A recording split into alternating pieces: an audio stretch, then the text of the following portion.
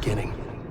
We all come to a story with hopes and expectations, looking for an answer. Sometimes it would be better to live with that hope without ever knowing the full story.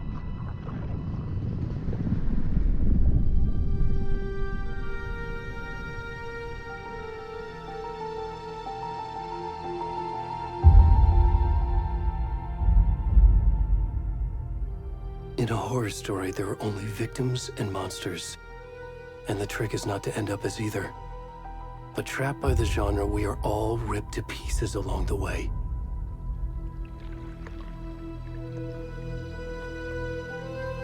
This is not the story I hoped it would be. This is not the ending I wanted. This story will eat us alive. This story is a monster. And monsters wear many faces.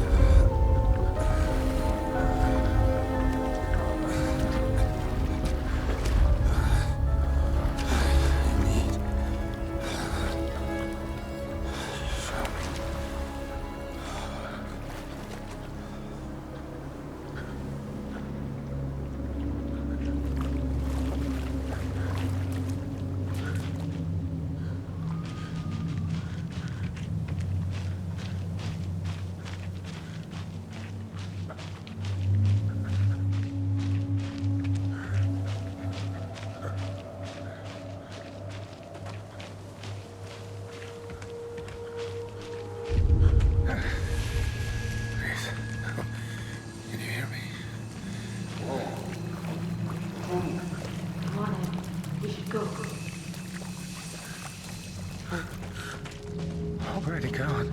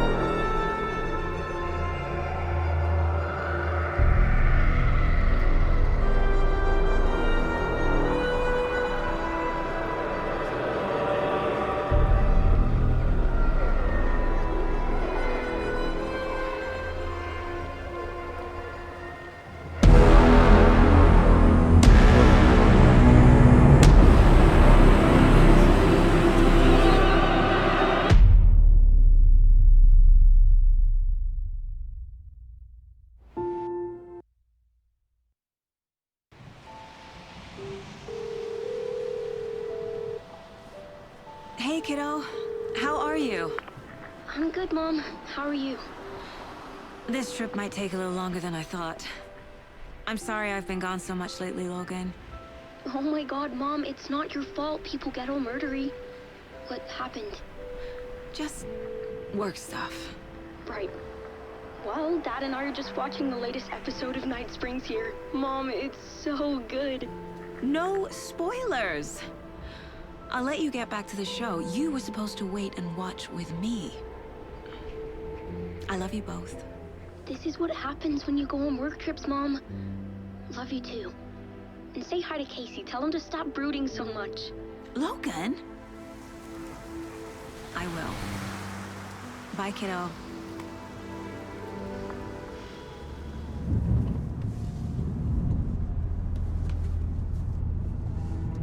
Logan thinks you should try cheering up. Snarky kid. Wonder where she gets that from.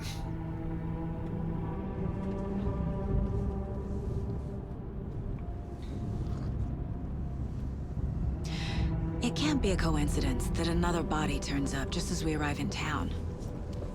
Feels like the killer's leaving us a message.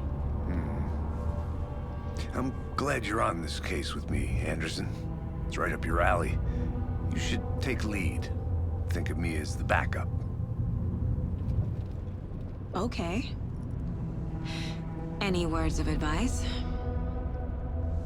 Nothing that would cheer anyone up.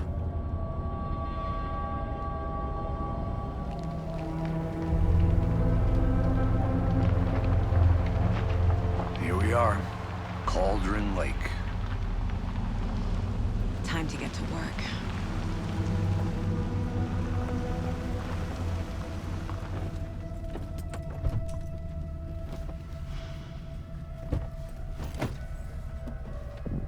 A deputy was supposed to be here to show us to the crime scene. There's the car, so where's the deputy? Eaten by a bear? I'll check out that map.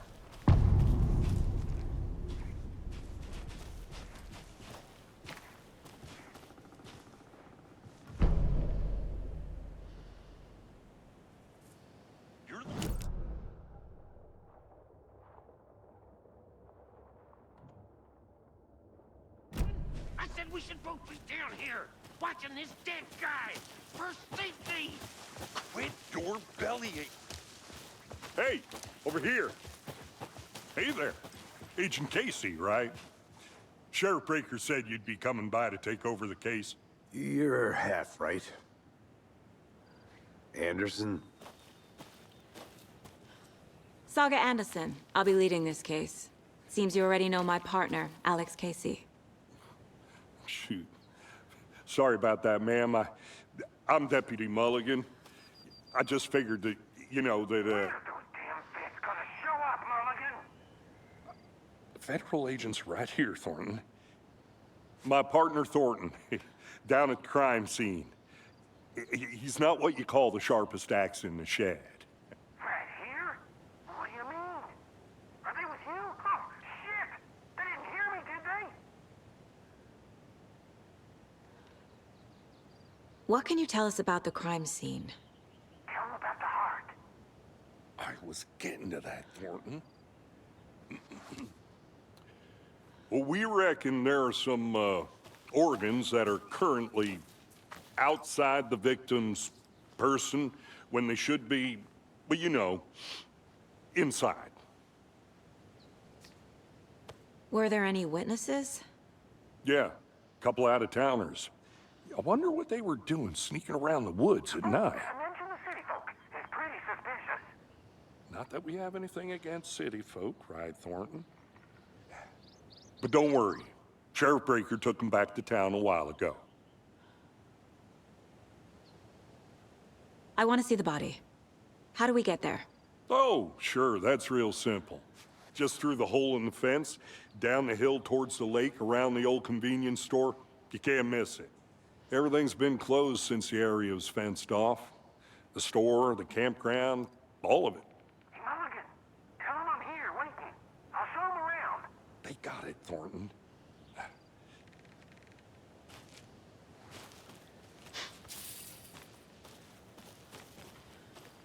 Before we get to the crime scene, there's time to review the facts of the case so far.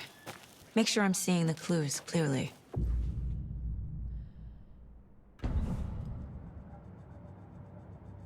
The Mind Place. My version of the Mind Palace technique. To sift through clues and work the case.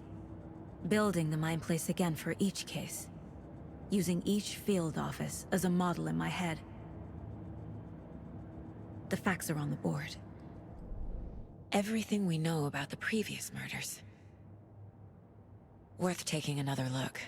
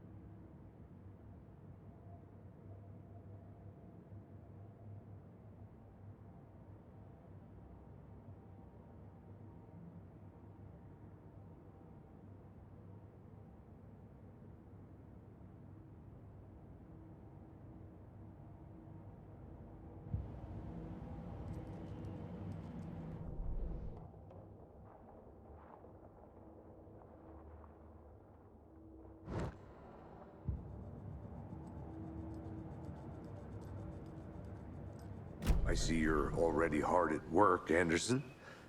Close to cracking it? We're just getting started. Let's head down the hill to the crime scene. Fucking nature. Gives me a headache. It's too much sky.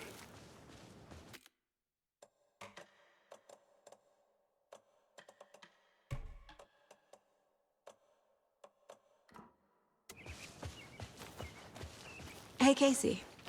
You putting me in charge. Why now? Look, Anderson, you're a better detective than I am. You've cracked cases that had the rest of us baffled. I don't want to slow you down. Are you thinking of retiring? You know what happens to cops who say this is their last case. Real funny, Anderson.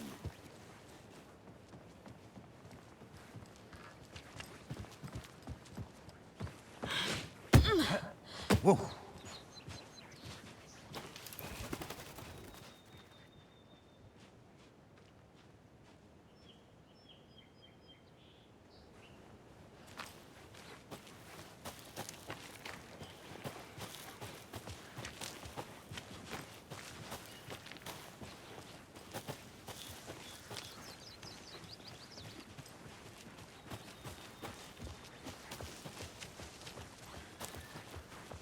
Not a bad place to get murdered. If getting back to nature is your thing. Damn. Should have brought an umbrella. I like the rain. The only thing around here that feels like home. You think the local law had the sense to put up a tarp? If they did, next coffee's on me.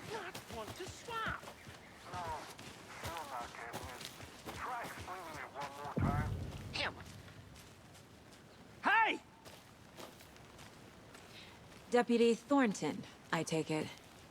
That's me, at your service, ready to get this case solved. Now the body's behind the store. Come on, I'll show you.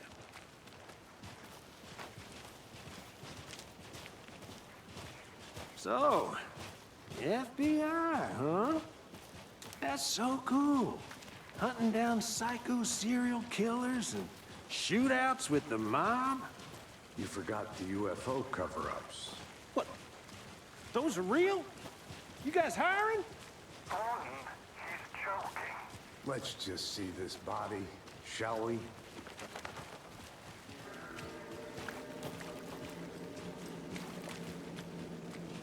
Now this is the scene of the crime. We found him on the table. Now we didn't touch nothing, you know, procedures and stuff. Thanks, Deputy. No tarp. You owe me a coffee. Okay. Let's start by examining our guest of honor. Does this fit the MO of the previous murders?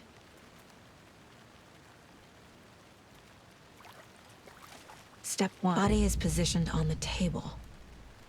Ritualistic.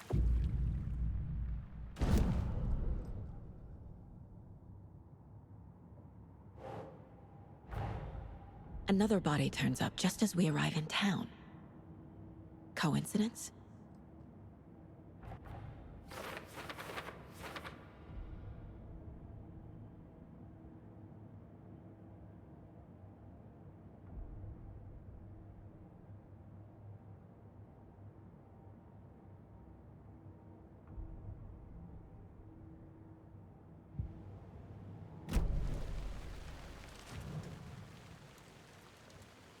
Incised stab wound, chest cut open, heart removed. The killer left the heart right next to the body. Bruising on the wrist from the cargo straps holding him down.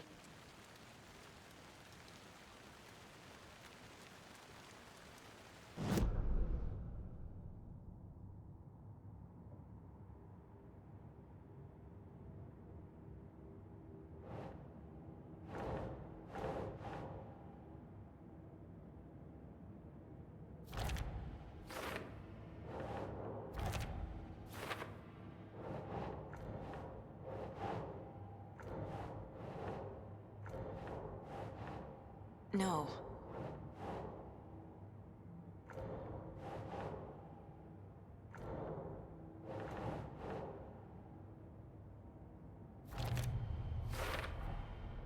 Heart removed from chest, strapped by the wrists. Definitely matches the previous murders. But this time the heart and the straps were left behind. More clues to work with.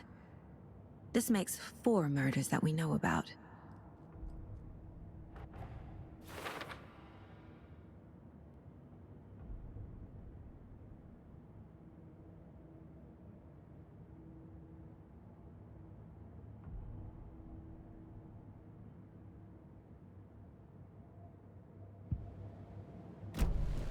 Who is our victim? Who killed him? Need to find more clues. Large amount of blood on the table. The victim died here. Multiple people were here. Multiple killers?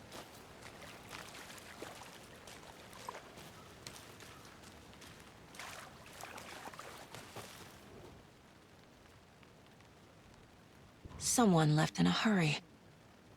Knocked the tripod over. Was it for a camera? Someone was drinking beer. They spent time here, waiting.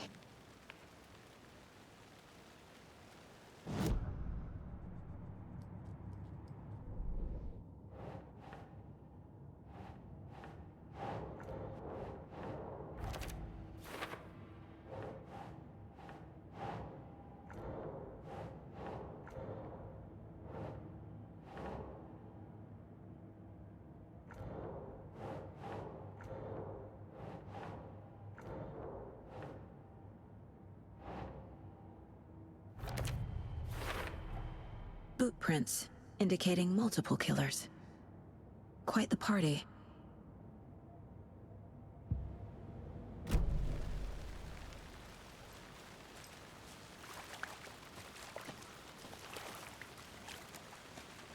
Any idea who the victim is?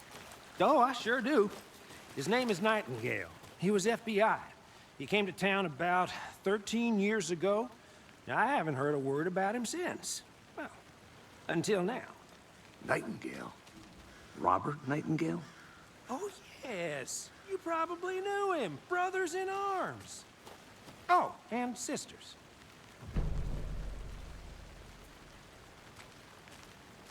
So you knew our victim? Well, I didn't recognize him in his current state. But yeah, I ran into him a few times at Quantico. Never worked any cases together. After his partner got killed in the field, he went off the deep end. Got the boot pretty quick after that.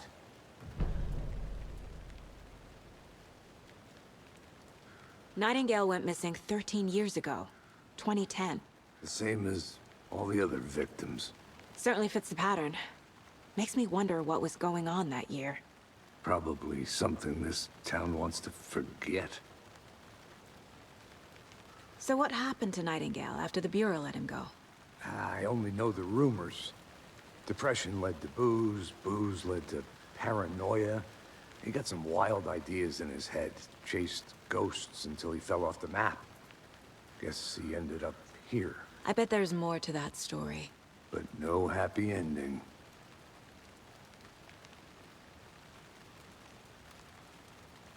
I think that's everything. For now, at least. Mm-hmm. Anything clicking yet? Not sure. Need to think about it.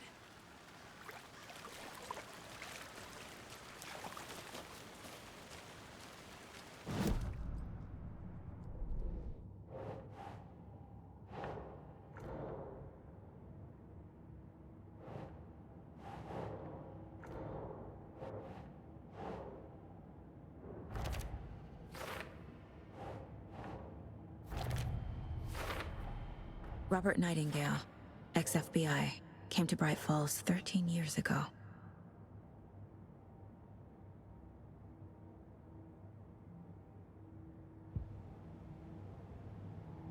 I had to review the clues.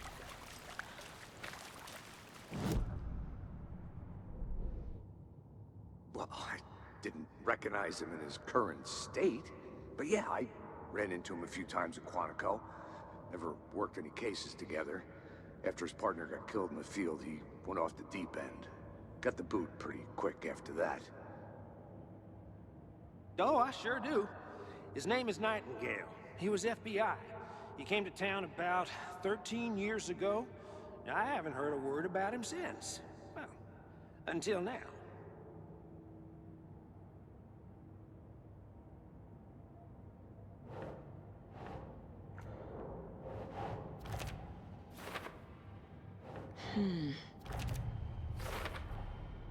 They planned for the murder to happen here, passing the time with equipment ready. They were waiting for him. But why Nightingale? He's been missing for 13 years. Why here? Why now?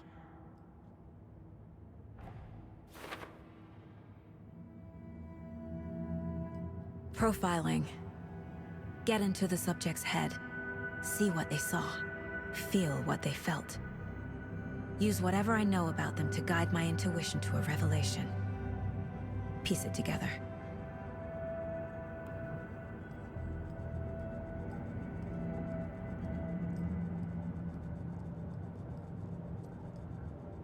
This mug always cheers me up.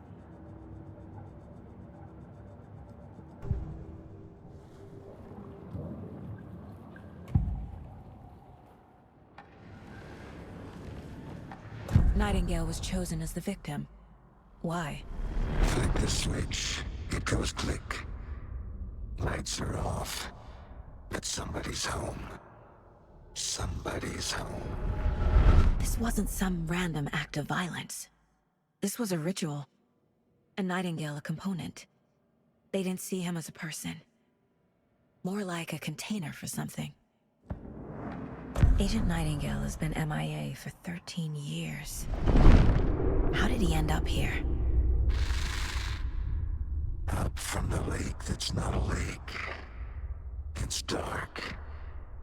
He was there too. You are not allowed in the lake until he says otherwise. Robert Nightingale came from the lake, before his murder.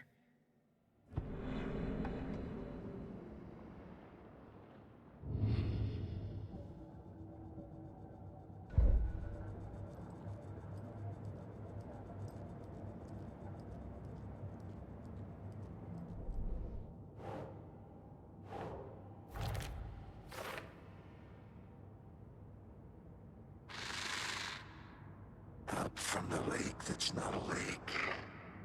It's dark. He was there too. You are not allowed in the lake until he says otherwise.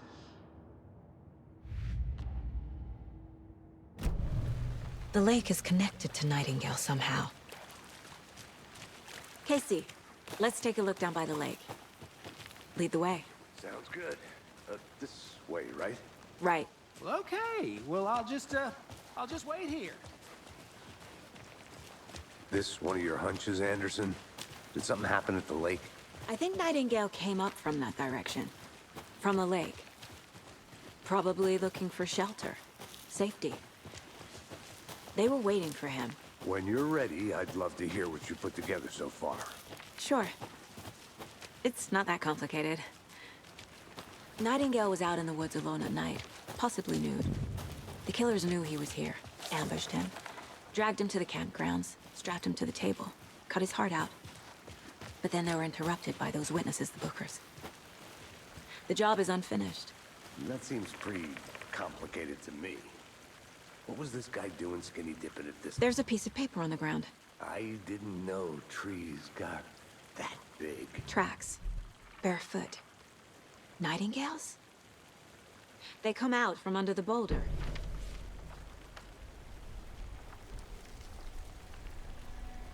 A page full of text on one side. Not a printout. Written with a typewriter. Old school. Lines scratched out and edits added with a pen. Like a manuscript. Page of a story. The killer left a message.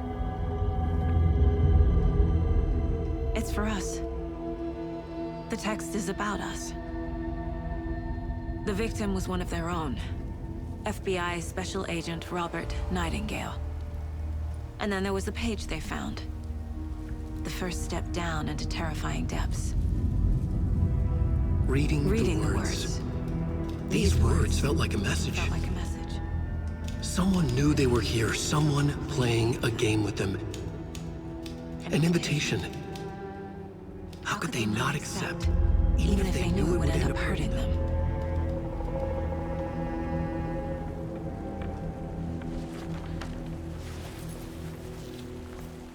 Someone's been watching us. Playing a sick game with us. You were right. This is right up my alley. Nightingale came this way. Either he dropped this page, or the killers left it for us. A witch with no heart.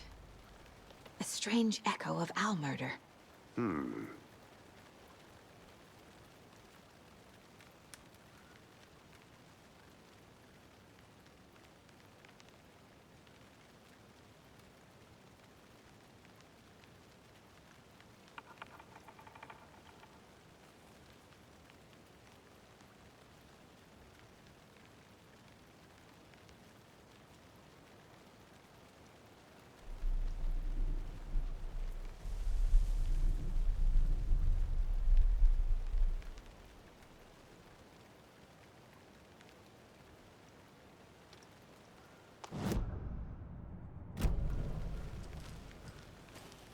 I should profile Nightingale about this page.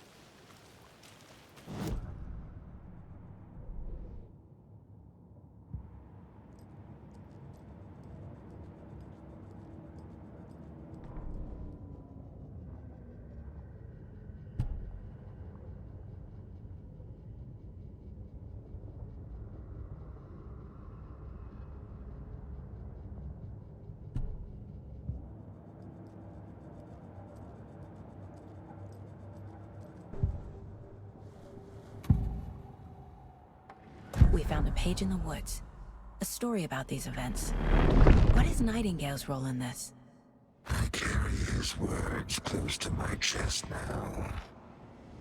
Inside, the awful truth. You must dig it out. Something was put inside him. In his chest. I must find out what.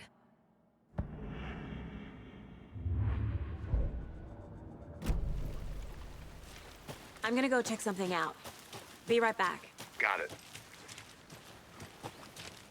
Can't go any further. Water's too deep.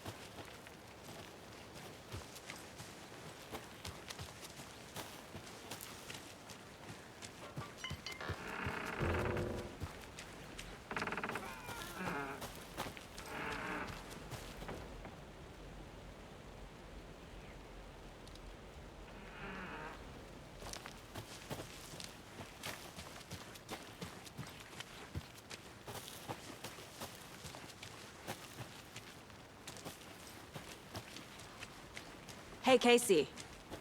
What's the far's favorite shape? Please, Anderson. Just one case without the A triangle. I don't get it. Yes, you do.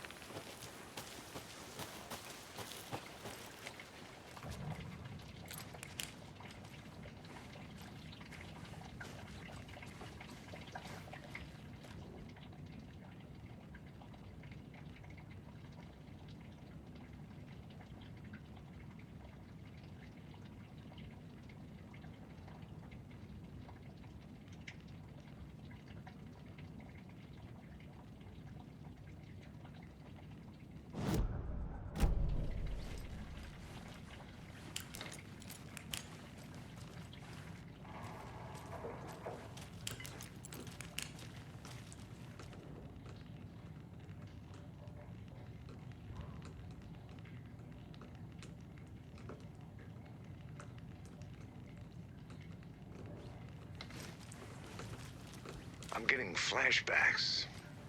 Remember Ohio? Sure. The North Side slasher.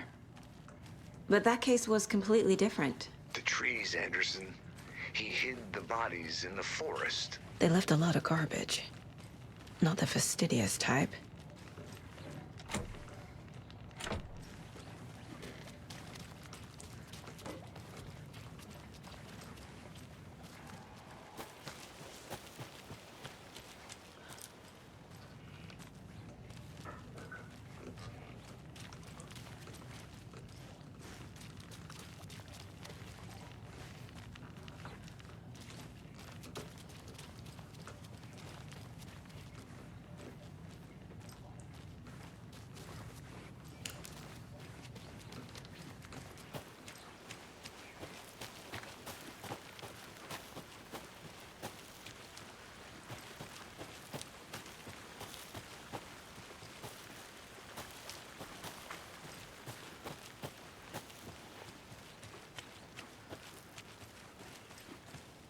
Hey, you made it back.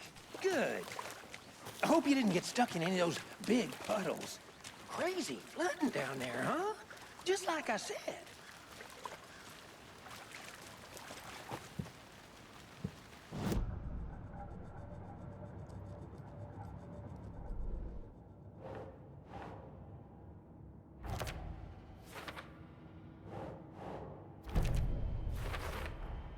I think he came from the lake. But his tracks make no sense.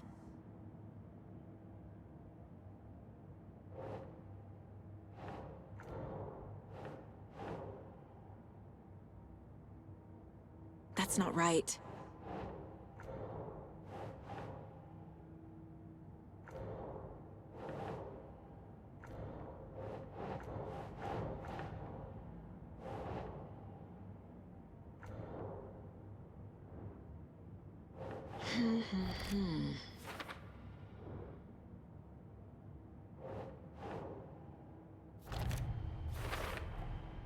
Found all I can here. Time to properly examine the body. See what I can find inside.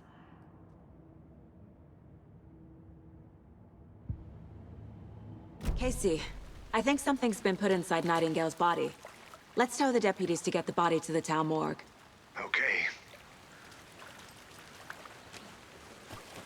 Deputy, I want the body taken back to town for a proper examination ASAP. Well, sure, but the coroner won't be back in town for another week after Deerfest. Not a problem. I'll do it myself. Oh, and Sheriff Breaker called to say he's got the Bookers at the Oh Dear Diner in town. Oh, and I've got a key to the gate. It's a shortcut back to the parking lot just up the hill.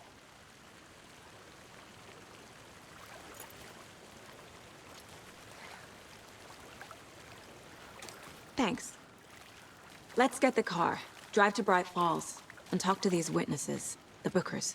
At the diner, right? I could use a cup of coffee. Let's try that shortcut the deputy mentioned. Sounds good.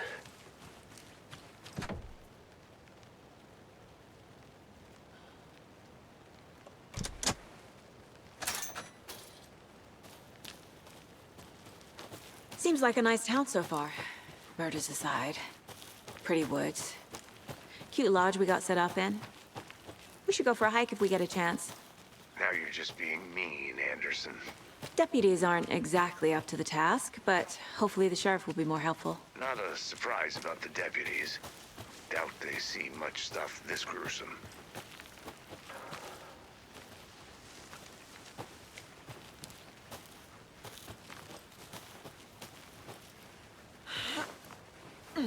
Is that a kid's lunchbox? An Alex Casey movie lunchbox. Casey hates the endless jokes about coincidentally having the same name as a fake detective. He hates those cheesy crime books. But he really hates the movies.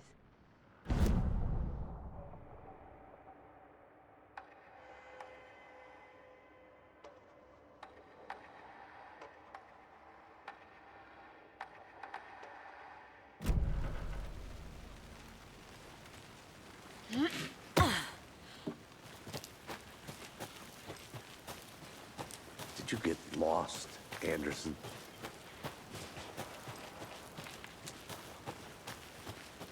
Can't fit the clues all together yet. Heart removed, tripod, tracks leading to a dead end. A tripod for a camera? To record a snuff film? Maybe. And why take out his heart just to throw it away? Is stuff in something for us to find?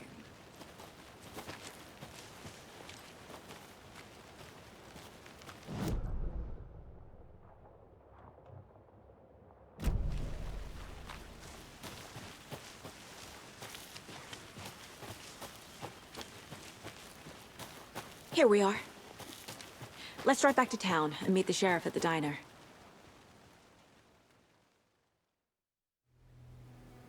I can't get that manuscript page out of my head. I've never seen killers reach out so directly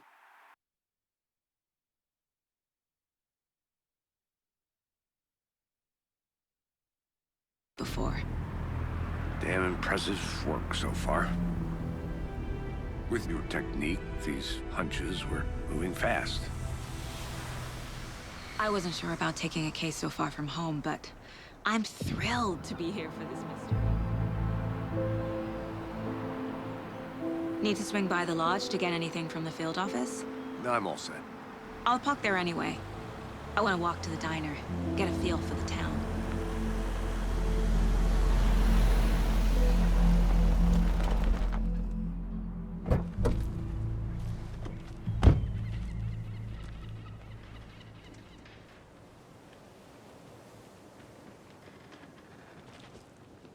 The diner's just up the waterfront.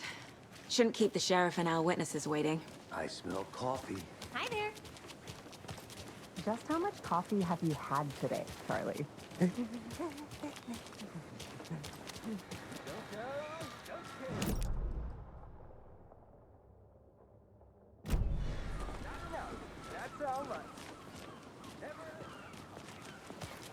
Oh dear. Cute.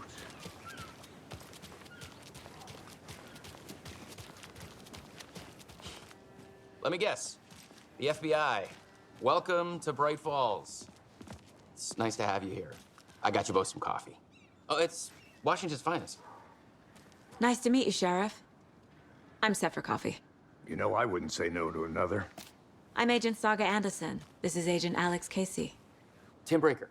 And let me just say, I'm happy you two are here. Frankly, we could use the help. Your deputies said you had a couple of witnesses here. They made them sound like suspects.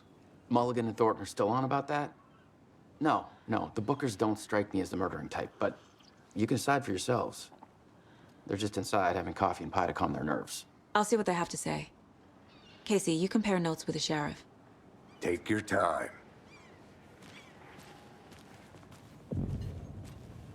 I can't believe that happened. I still feel like Excuse I'm me. sick. I'm Agent Saga Anderson. Are you the Bookers? That's us. I'm Tammy, and he's Ed. Hello, officer. Just Saga is fine, Ed. So, are we being charged with anything? Because if not, we'd love to get back to our hotel and decompress after what we saw. Take a bath, scream into pillows, that kind of thing. We're not charging you. I just have a few questions. Nothing to stress about, okay? What were you doing at Cauldron Lake last night? I'm a writer. True crime. We're here from New York, doing some research on a famous novelist, Alan Wake, who went missing here. I was down at the lake, getting some details. Perfectly legal. So what did you see in the woods? This naked dude came out of the lake, and he was acting crazy, shouting weird shit at us. He must have been on something. Unless skinny dipping at dawn is a thing around here. Then we heard shooting. We ran into these psychos in deer masks. They were tearing into the naked guy with knives, like some kind of satanic cult. And then we bolted and called the cops. What makes you say it was a cult? The masks and knives aren't enough. They were shouting, "Cult of the tree, the cult of the tree, cult of the tree." Oh, and then we found out. The whole thing was terrifying. That's all.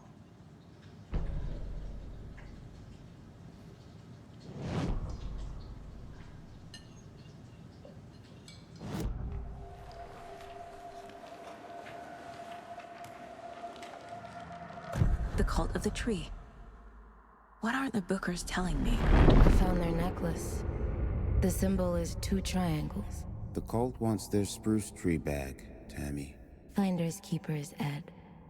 My publisher will want this on the cover. Tammy found something. A necklace belonging to one of the cultists. The Bookers were at Cauldron Lake. Why? The fence was built to hide what's there.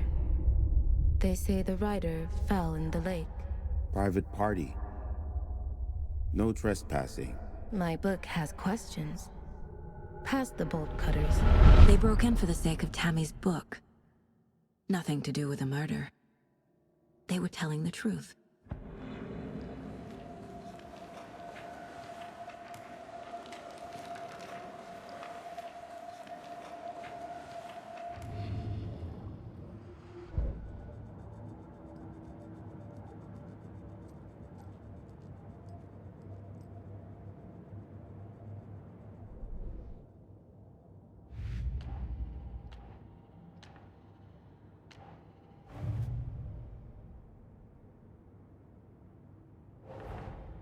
Finding a Casey movie lunchbox out here can't be a coincidence.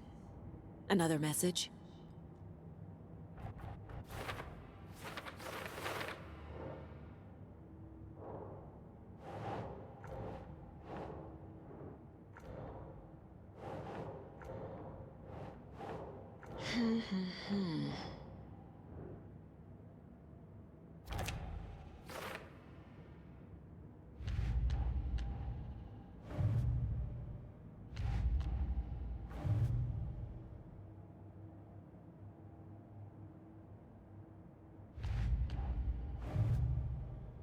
Nah.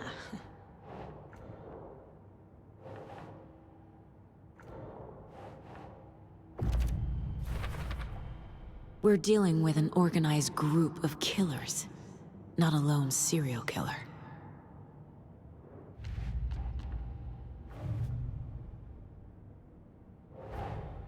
I need to know more about the Cult of the Tree if I'm going to shut them down.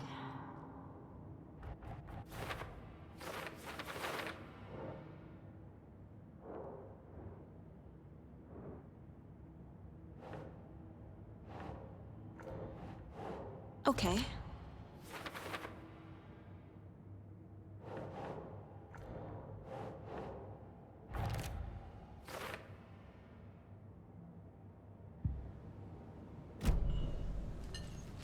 So you found something there, right? A necklace these cultists may have dropped. Okay. Wow. How did you put that together? It's evidence. You need to hand it over. Told you not to keep that thing to me. Thanks. This could prove to be helpful. Do me a favor. Stick around town for now in case we have any more questions. Like we'd even dream of missing Deerfest. Oh, God. Saga! Saga Anderson. As I live and breathe. I thought we'd never see you back here after that awful, awful thing happened to your baby girl. How are you? I'm sorry. Who are you? I don't know what you're talking about. It's me, silly. Rose. You know me. I don't think I do. And what horrible thing happened to my baby girl? She drowned. Your daughter. That's so weird you don't remember. How do you know I have a daughter? Oh, I know what this is. You're blocking out your traumatic memories. Happens on TV all the time. No. You're mistaking me for someone else. If you say so.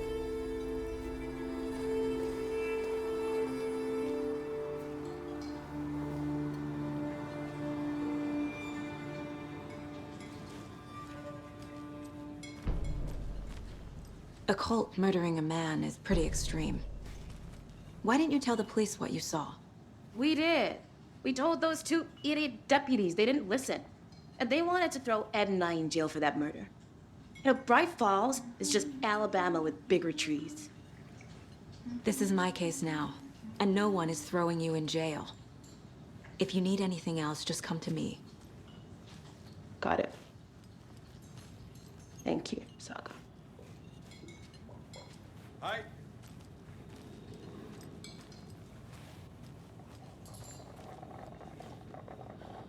So, Rose, help me out. How do you think we know each other? We all know each other around here.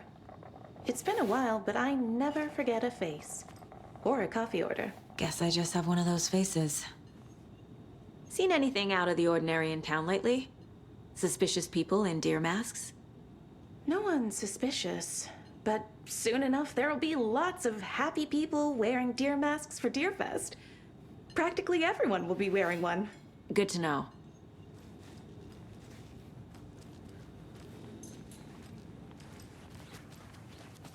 All set? My guys have Nightingale at the morgue if you're ready to go take a look. Let's go. Well, Casey, I got a lead. Looks like we're dealing with a cult. The Cult of the Tree. A murder cult. Fuck. Have you heard of this Cult of the Tree, Sheriff? Only the urban legend. If you're in the woods at night, the cult will get you. That sort of thing. We're not gonna find out you're the Grand Wizard or something, are we? I played some D&D back in the day. Sheriff. Looks like you have some guests. Ah, morning, Ted. Yeah, real important guests. Deerfest. Always draws a crowd, right? Too true. More the merrier. Have a good one, Sheriff.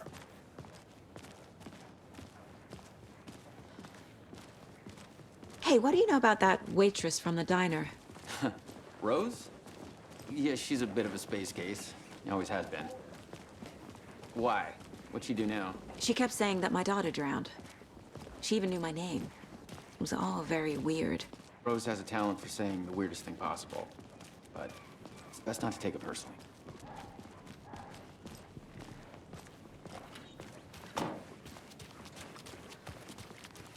Hey, boss. Corpse is downstairs ready to go. Yep, in the morgue, all prepped. I'd like to take a closer look as soon as possible. Lead the way, Sheriff. I'll be right with you, sir. Oh, this is the Bright Falls Sheriff Yep. Station. Just Anything you here to pay need, my ticket. just let us know. We appreciate the support, Sheriff.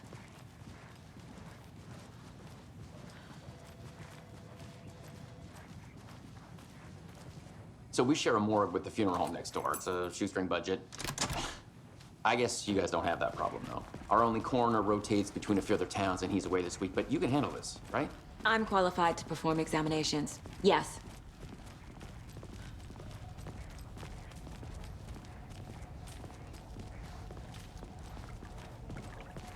Something about morgues. They always cheer me up. I can't say I feel the same. He's joking.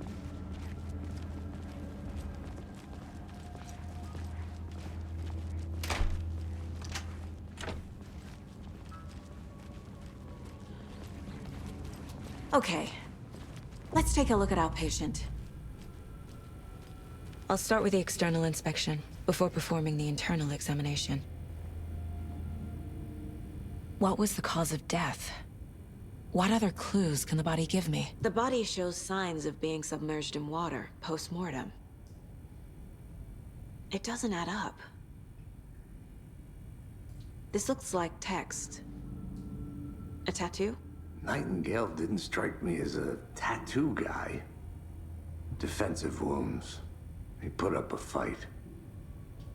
Aha. They did leave something inside his chest. There's writing on here. Can't make it out. Writing? How'd they manage that?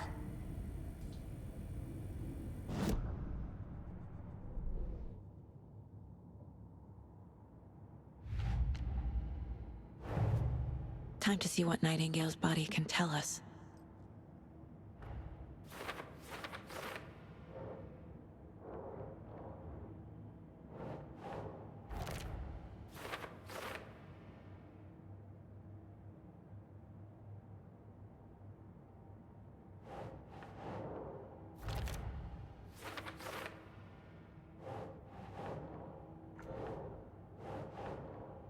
Okay.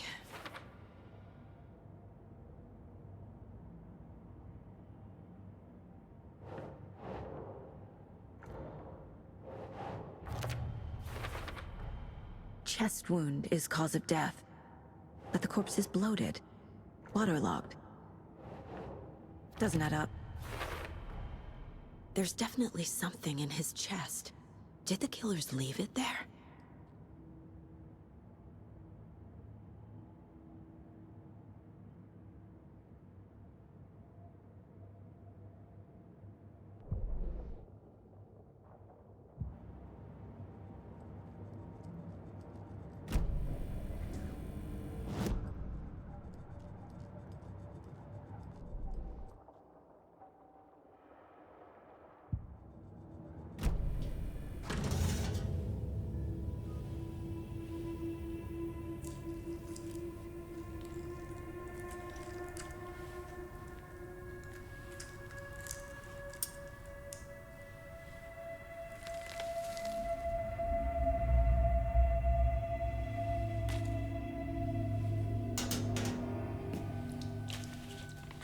It's the same type of page we found at Cauldron Lake.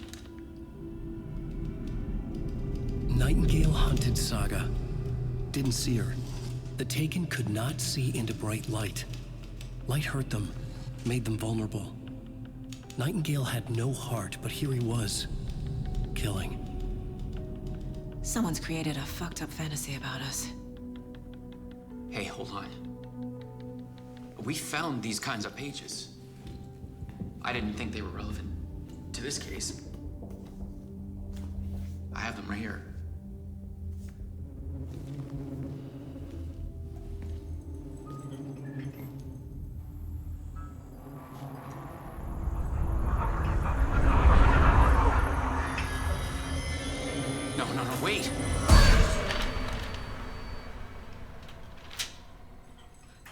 Sheriff? What the hell? Show me the clicker.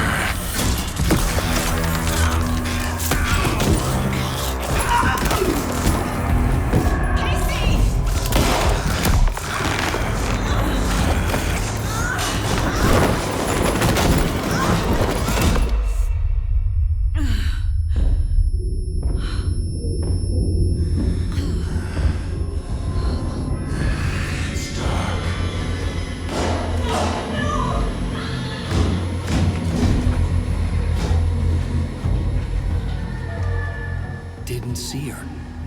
Could not see into bright light.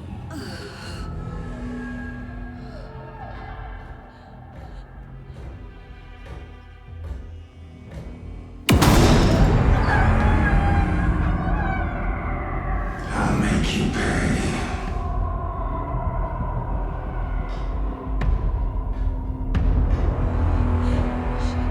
Shit. He's coming. No weapon. The page said to get into the light.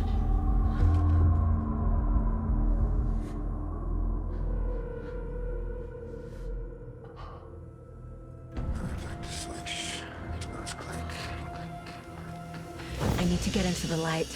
Now.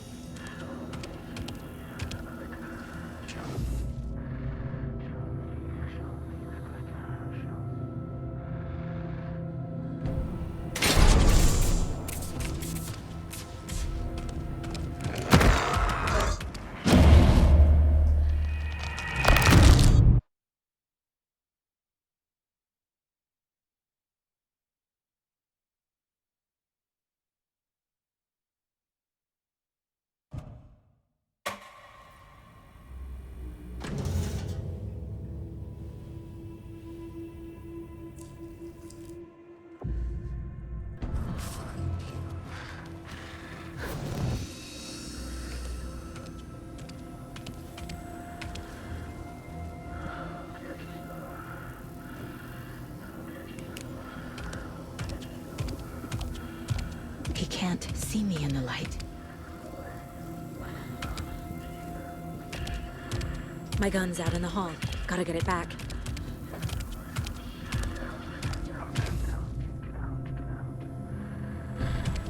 Gotta move. Now.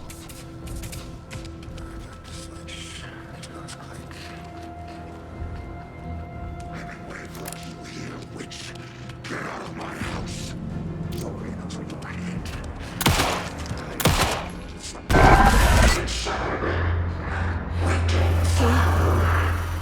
Vanished.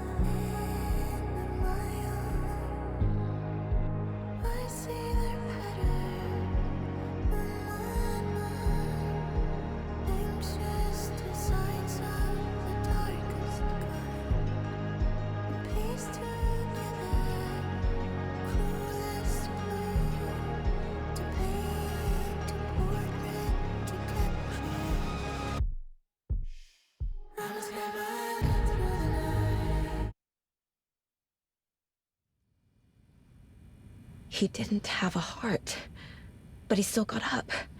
The page predicted all of it. It helped me fight him. He just disappeared? What the?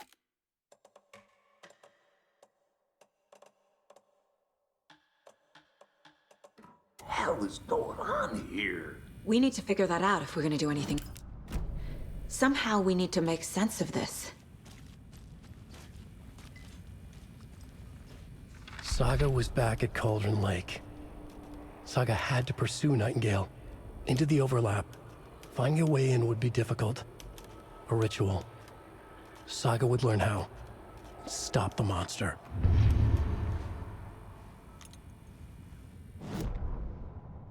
The autopsy room was a mess, like a bomb had gone off. Nightingale hunted Saga. Didn't see her under the light, lurched past her. The Taken could not see into bright light. The light hurt them, hurt the darkness in them, made them vulnerable. I flick the switch, it goes click. Show me the clicker, lights are off, but somebody's home. Hemingway brought you here, witch. Get out of my house, Nightingale shouted. A wave of terror crashed through Saga's head. The awful truth. Nightingale had no heart in his chest, but here he was, killing a monster. The world had lurched out of balance. You found yourself trapped on the far side of the mirror.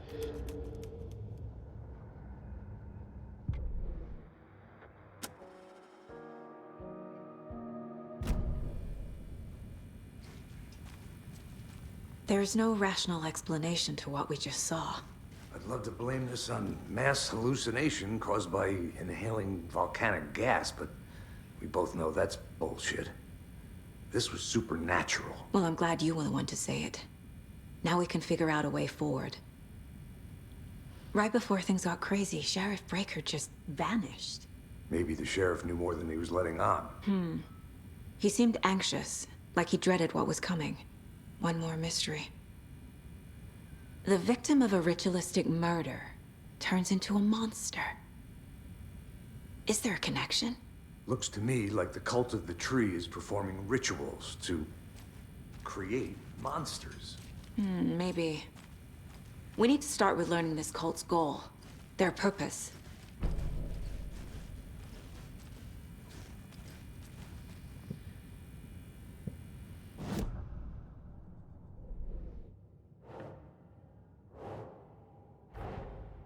A dead man turned into a monster. Light as a way to fight him. Pages predicting the future. There's no rational explanation. This is the case we must solve.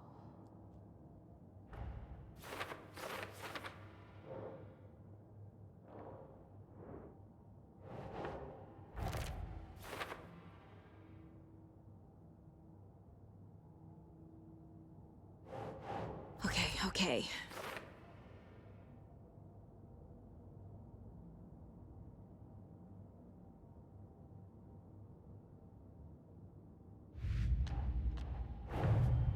The cult of the tree is behind these murders. This case just became much more complicated. I'll need to start a new file. But it's my first cult case. Exciting.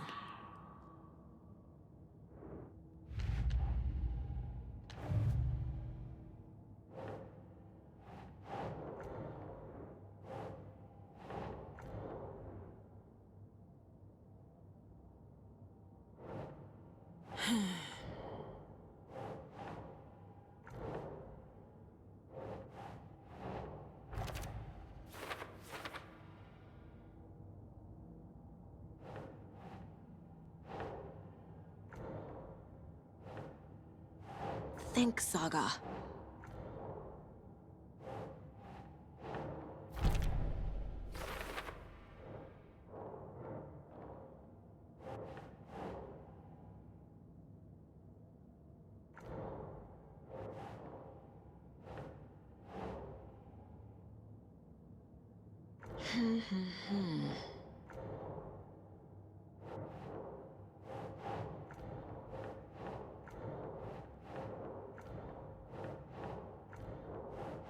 Think.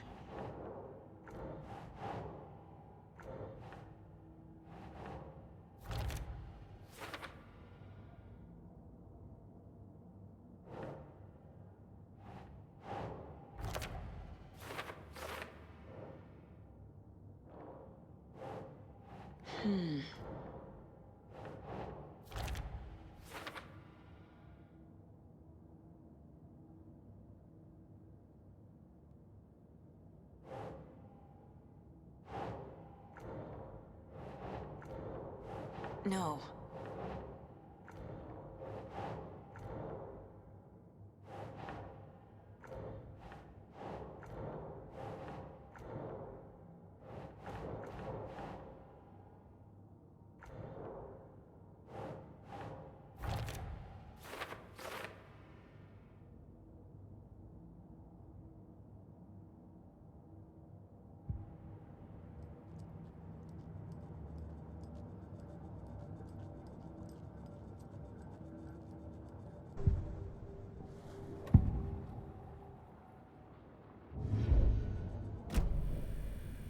The page places Nightingale back at Cauldron Lake.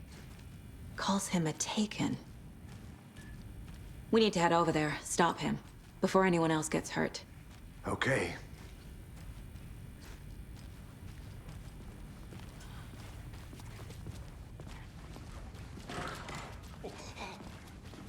We heard gunshots. Y'all okay?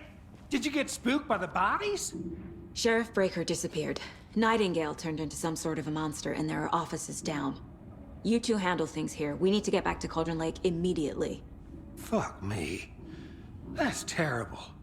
We'll do what we can, man. That's crazy, right, Thorne? Nightingale's heart was missing. How could he do anything? He's dead.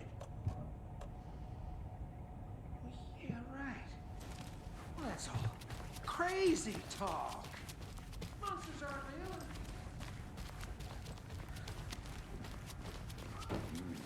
They're a fine pair.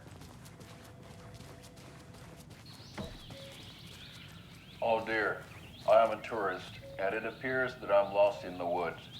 It only had a tour guide, also. It's bear season. Oh no, a bear. Help.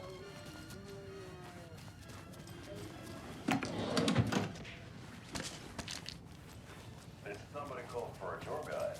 Oh wow. Nightingale and his cult are dangerous. We need to be prepared in case things escalate more than they already have. Can you call it in, Casey? A smart choice, Anderson. Yeah, Agent Casey here. Yeah. We need backup. The Bright Falls case. Whoever you can spare. ASAP. Nightingale at the lake? The pages haven't been wrong yet. We can't assume the person writing these pages isn't playing us. I agree. But it's our best lead.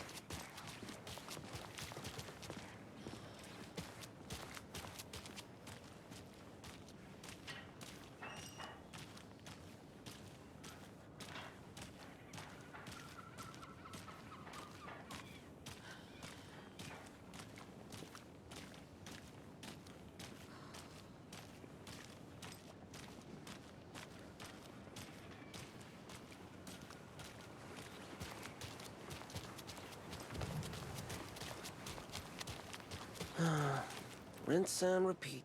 Clock out, get a beer. I need to come clean, Anderson. I know why Nightingale was here 13 years ago. He was chasing a writer, Alan Wake.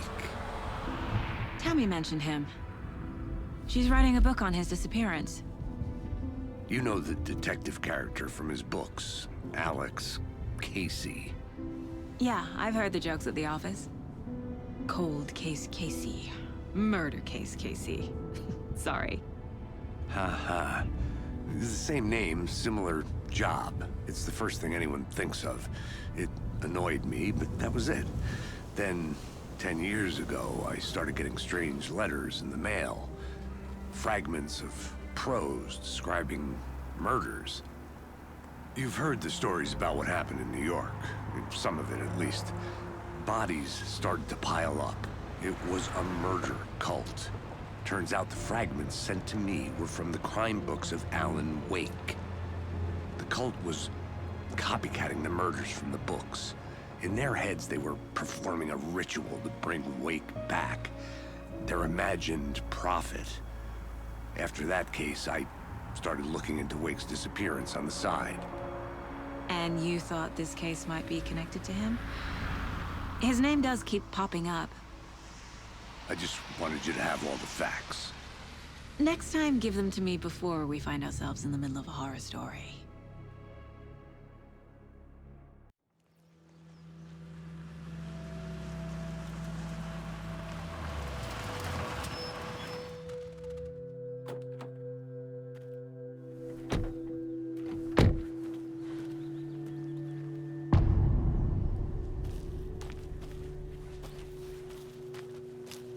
The page says Nightingale's in something called an overlap. Need to figure out exactly what that means. I'm happy I'm not in charge of this mess. Thanks. Let's start looking for Nightingale where he was killed. The writer of these pages knows what will happen. Because they're behind this, or because they can see what's coming. Impossible things are happening here. A world operating on different rules. I need to understand this strange logic. To see the clues. To solve the case. I've been thinking more about the cult of the tree. What sort of cult refers to themselves as a cult? In my experience, they don't. Hey! We're not hello seeing there. the full picture yet. How are you folks doing? Those restricted areas. Hello. Don't do Saga Anderson. Are you two supposed to be here? I'm Ilmo Koskela. Fantastic to meet you. And yes, Stephen here hired me to show him through the woods. He's in town on important government business. Fixing this impressive piece of hardware. I work for the FBC, ma'am. I'm authorized to be here. And I bet you two are here about that murder. Nasty stuff. How's it going? How did you hear about the murder, Ilmo? Do you know anything that could help us? People tend to tell me things. The Koskela brothers are kind of a household name around here. Speaking of, if you're looking for some fun, stop by Watery. Just down the road from Bright Falls, there's our Coffee World amusement park. There's sauna ja vihta. And we offer a variety of guided tours, hunting, fishing, hiking, whatever strikes your fancy. You name it, we probably got it. What is this thing? It's just a monitoring station, ma'am. The Federal Bureau of Control checks volcanic activity and air toxicity levels. No need to worry, though. It's mostly for research purposes. That's one gorgeous sweater, Saga. Looks Nordic. I bet a family member made it. My mother made this sweater for me. How do you know? I knew it. My mom used to knit those sweaters for me and my brother. Watery, my hometown, was founded by Finnish immigrants. So between your name and the sweater, I figured your family might be from Finland too. Suomi, Finland. Ulla, Karjalan piirakka. Close. My mom's family is from Sweden originally. I don't know much about them beyond that. The sweater is just something to remember her by. Stephen, we're investigating a murder that occurred nearby. What can you tell me about your bureau? Nothing that isn't classified, I'm afraid. But I don't know anything about a murder. Operations here are run by a different department. I'm just here to make some repairs. The wiring on this thing frays every couple months. Yep, that's the raccoons. They grow real big here with teeth like you wouldn't believe. Can't gnaw right through a garbage can. That's all for now. Let's get to the murder site, Casey.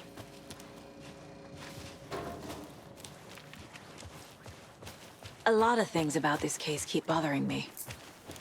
But one thing feels really off. Breaker's disappearance. I don't get the feeling Nightingale was responsible. He was about to give you more of those pages. Something didn't want us to have them? Or was protecting him from Nightingale? Spontaneous combustion? I don't know. Not the kind of disappearance we normally solve. Our crime scene's drowning. I never minded rain. Feels like home. No sign of Nightingale. But the page did place him at Cauldron Lake, in an overlap. So how do we follow him there?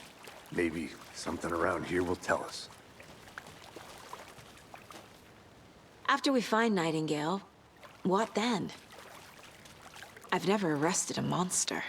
I've watched you arrest plenty of monsters, Anderson. You know what I mean. Monsters. Light worked against him at the morgue. That might be the only way to stop him from hurting anyone else. Monsters? Overlaps? Rituals? What do you make of all of this? The killers are usually the ones performing the ritual, not the detective. Acting out their sick fantasy. They may be trying to get you involved, forcing you into their twisted world. But with dead men coming alive, the word ritual starts to have more weight behind it. We need to look around, learn what this ritual is.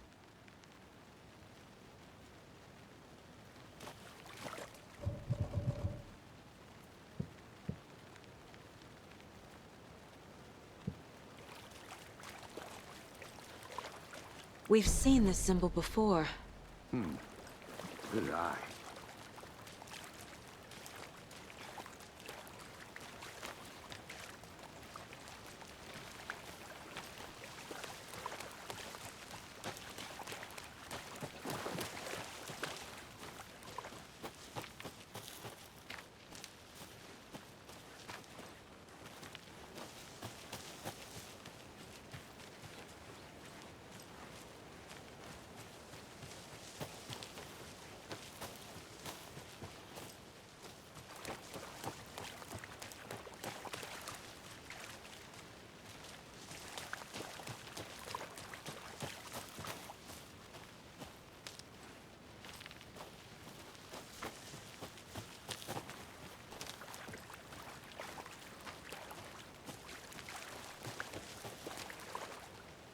Bare feet. Nightingale. I'll see where these footprints lead. Can you comb through the crime scene one more time, KC? Just in case? On it.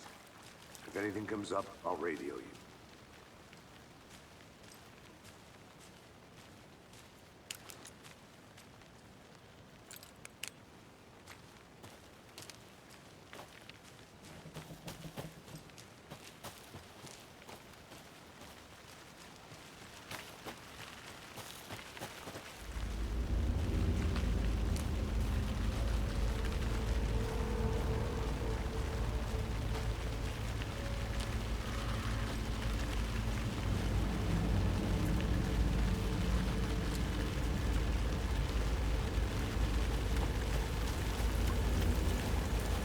The tracks lead into the water.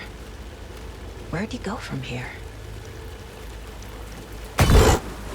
I can feel something. A presence. Nightingale isn't far.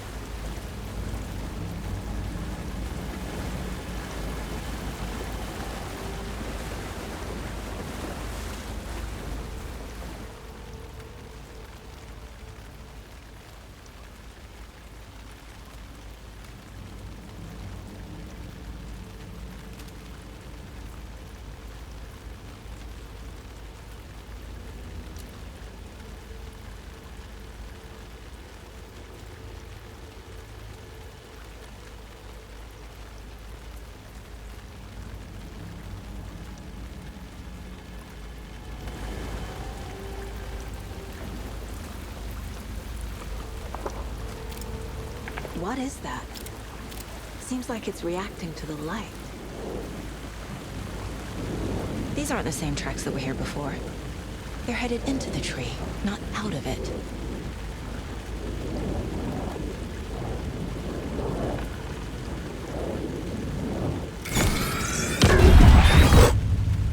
My flashlight burned the dark stuff away. The fuse was in place. Saga stepped into the witch's hut. Inside, a bright light.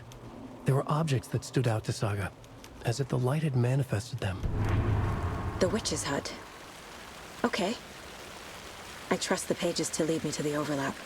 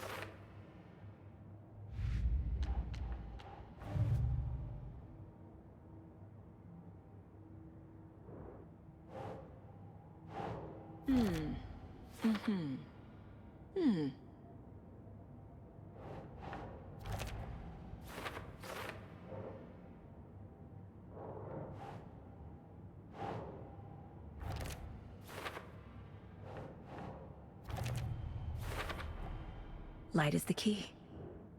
To stay safe. But for something more to be revealed as well.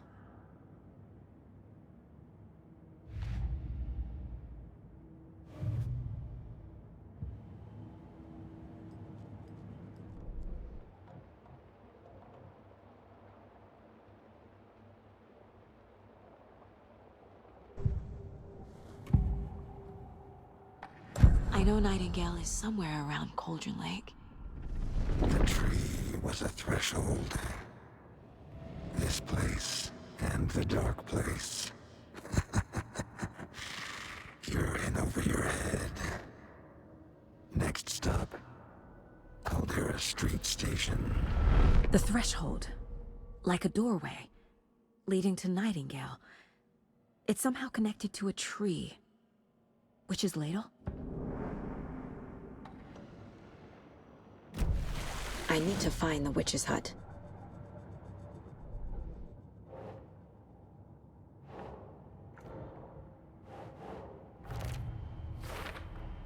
Is Witch's Ladle the doorway into the overlap? If so, that's where I'll find Nightingale.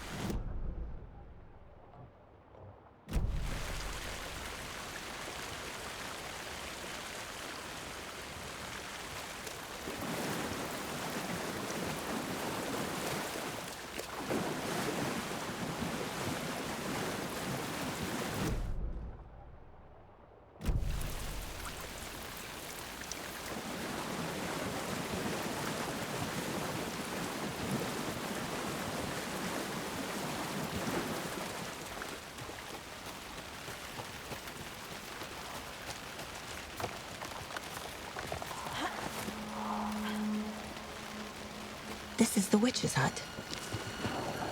Anderson, thought I saw something in the woods. Probably just a deer, but I'm gonna check it out. Okay.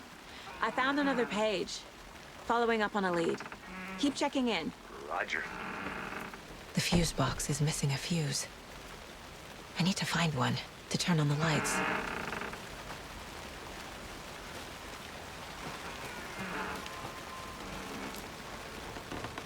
The page described the hut being lit and mentioned a fuse.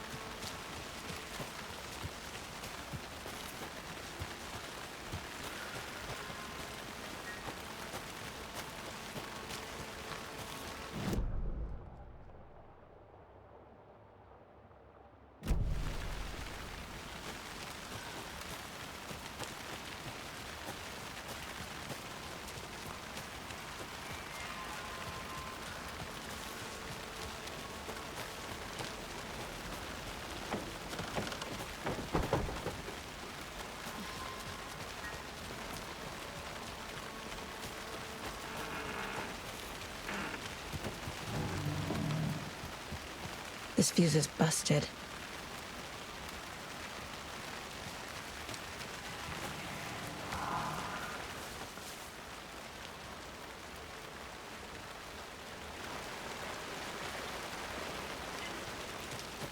This one looks good.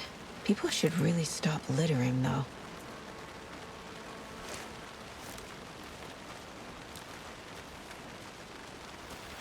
A lunchbox again. Who's leaving these out here?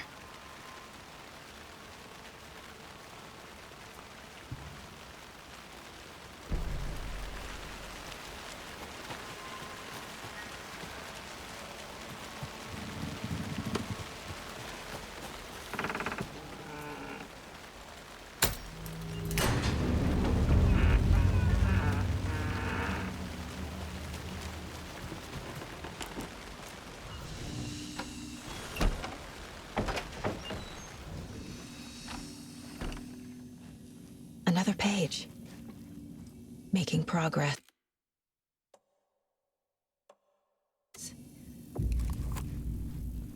The image of the witch in the sign.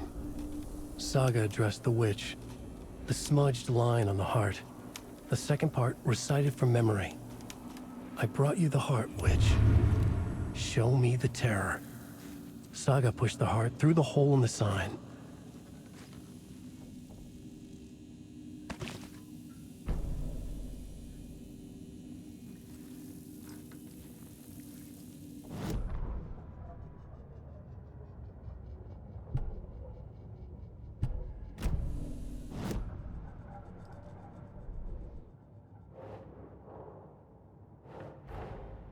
The page from the witch's hut seems to be describing some kind of ritual.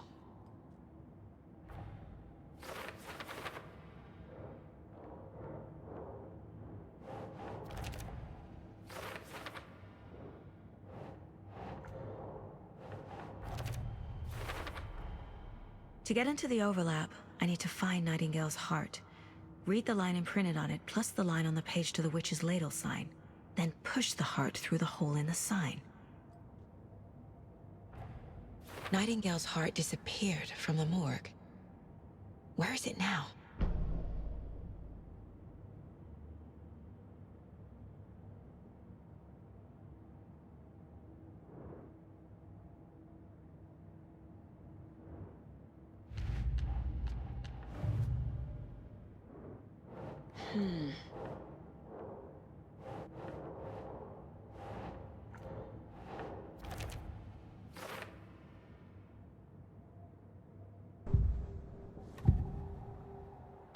I need Nightingale's heart to get to the overlap. Where is it? The cultist loomed close. He was there, but he was risen. Nightingale was there. The opposite of sunspots. Who said that? That's not it. I don't have what I need to find Nightingale's heart. There must be more. Nightingale's heart. Where is it? While they played cards in the general store, the witch had stolen his heart. Get out of my house. Nightingale's heart is at the general store, in a fridge.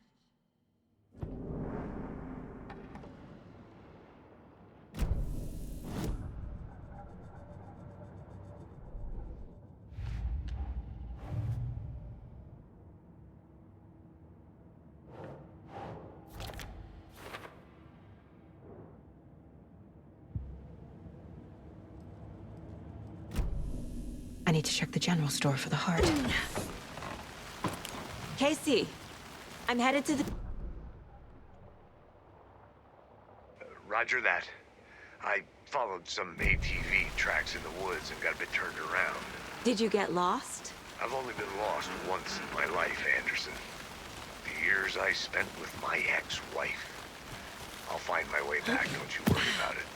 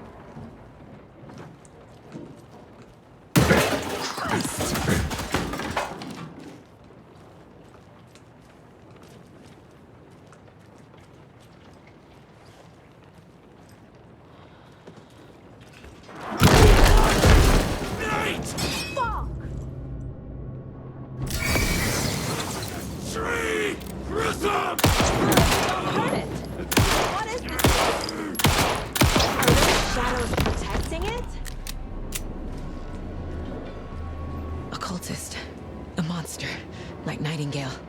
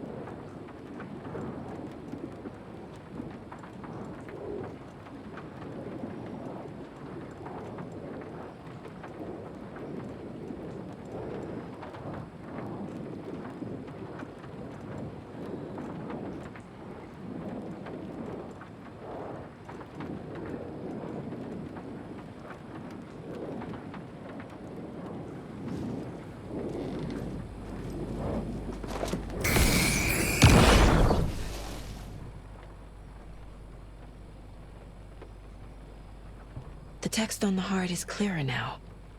Legible.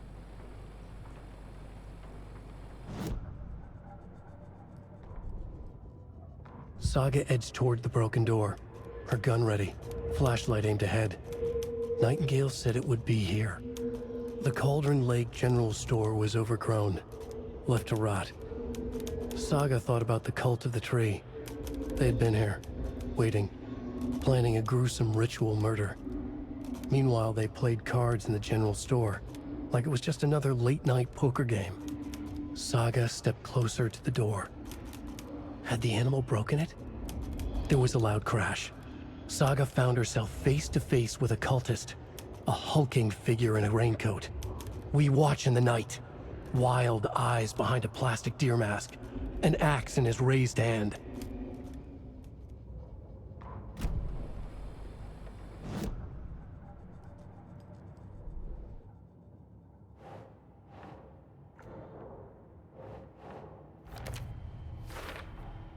Sounds literary, but what does it mean?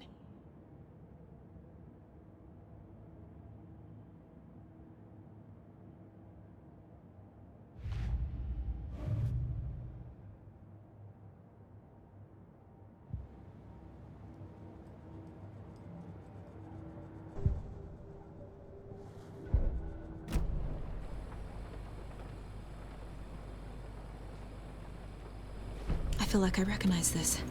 The fridge. The heart. I knew it would be here. Like I saw it in a dream.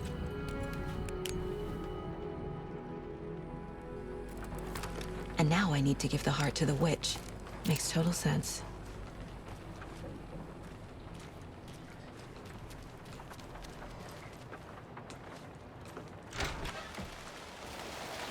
Casey, there are cultists in the area.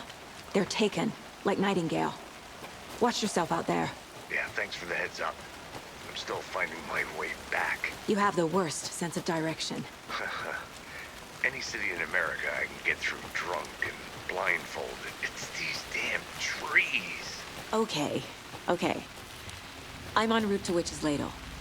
I need to perform a ritual to open the overlap. This case just keeps getting weirder. But it is exciting.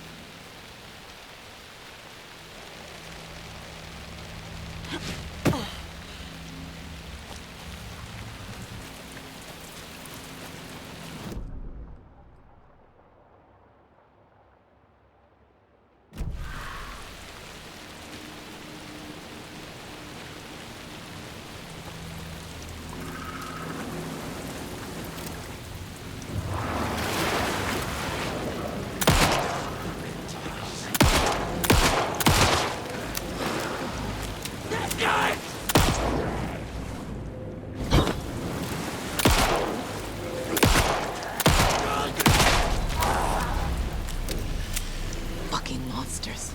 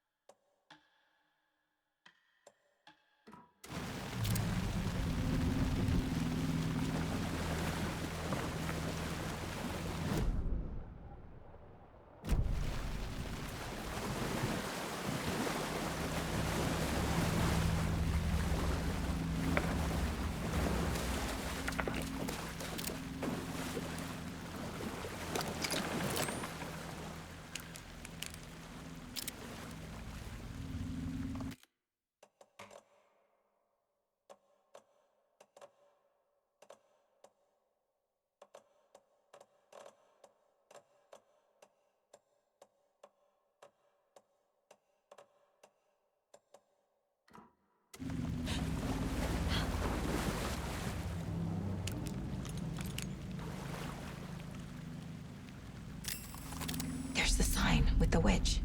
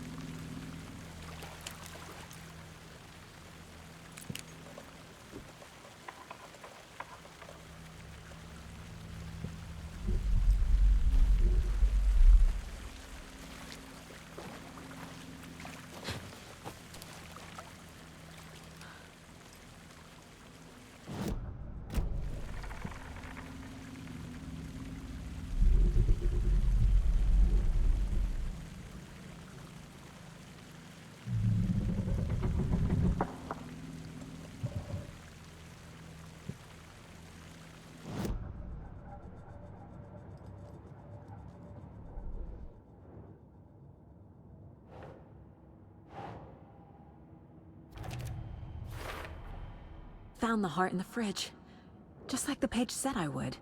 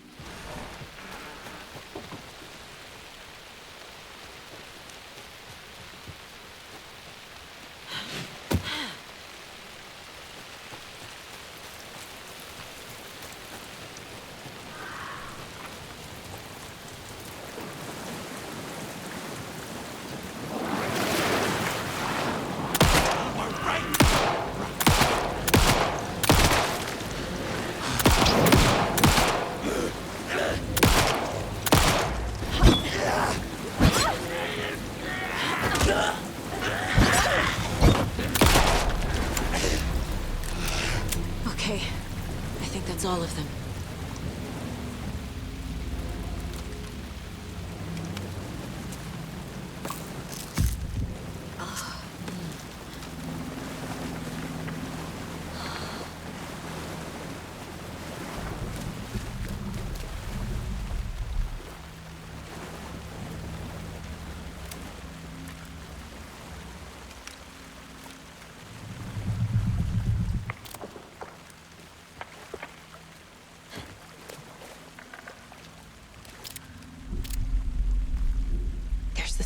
with the witch.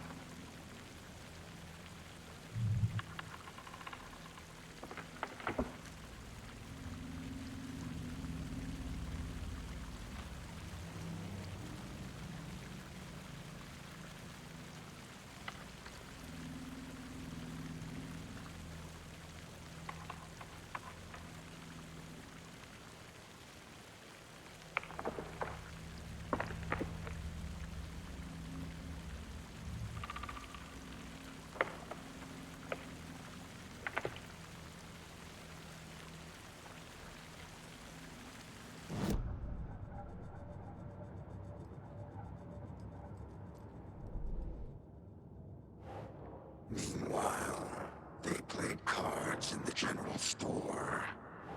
The witch had stolen his heart. Found the heart in the fridge. Just like the page said I would.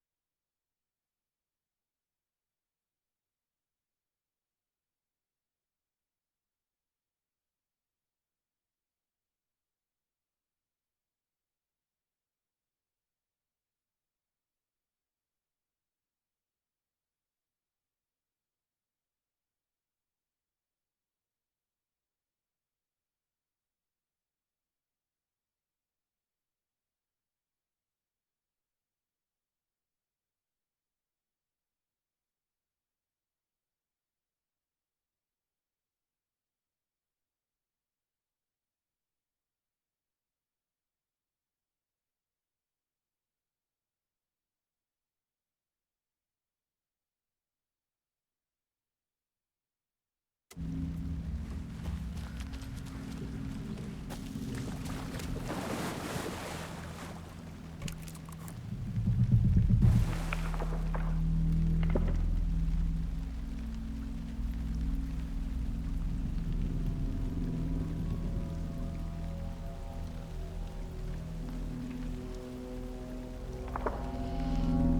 wave crashed on the far side of the mirror.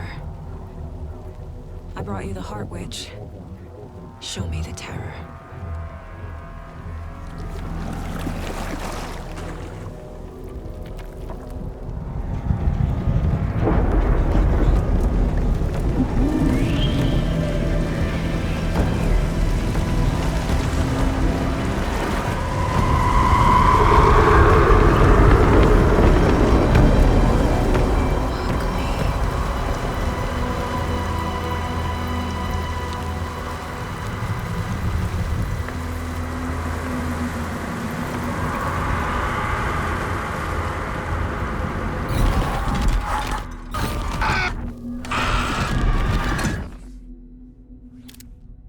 Casey, I think I'm in the overlap. Are you still on your way? Casey! Casey, do you read me? Fuck. Okay, Saga. Going in solo.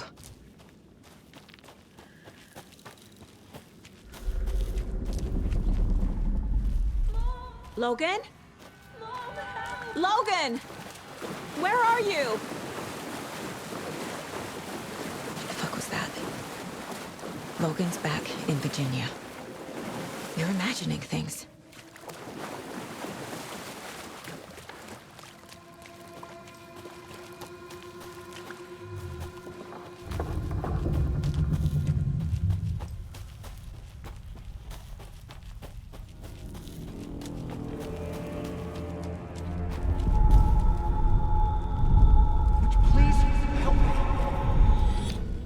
What was that? Wait. Did I get turned around? No, this is right. This place is looping. Like a nightmare.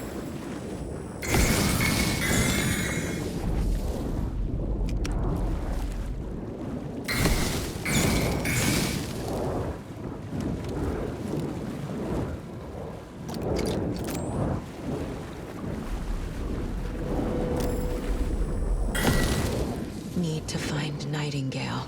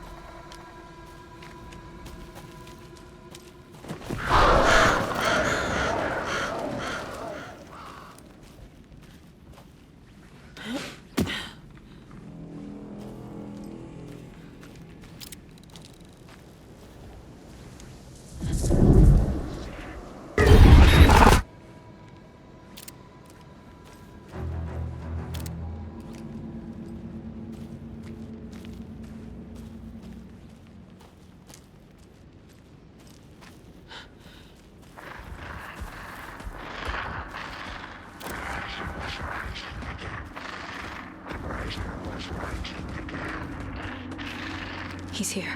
Nightingale.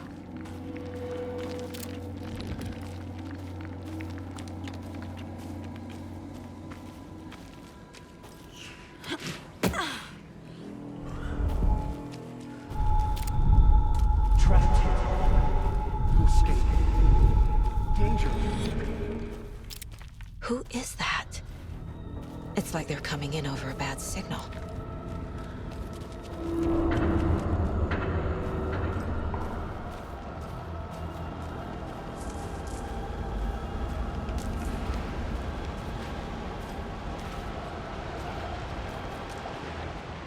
Nightingale's badge.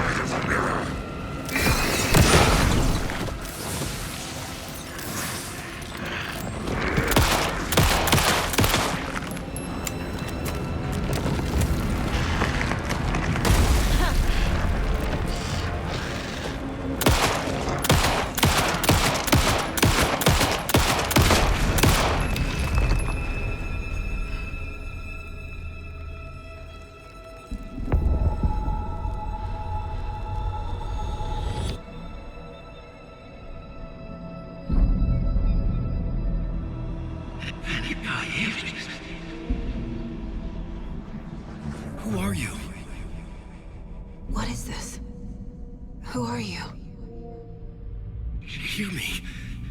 I'm Saga Anderson, FBI. I can hear you. Cauldron Lake. Yes, I'm at Cauldron Lake. Where are you? To escape.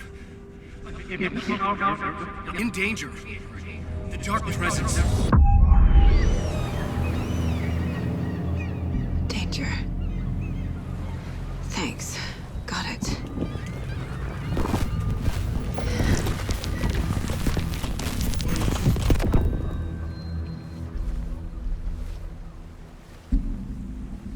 Hey!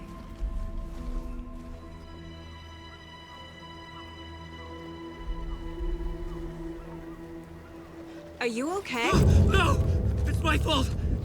It got out with my face! Scratch! Sir, calm down. I'm gonna need you to take a breath. He's changed the story. The dark presence. We must stop it before... Easy now. First things first. What's your name? My name is Alan Wake. I'm a writer. I've been... Wake? Where did you come from? You've been missing for 13 years. 13.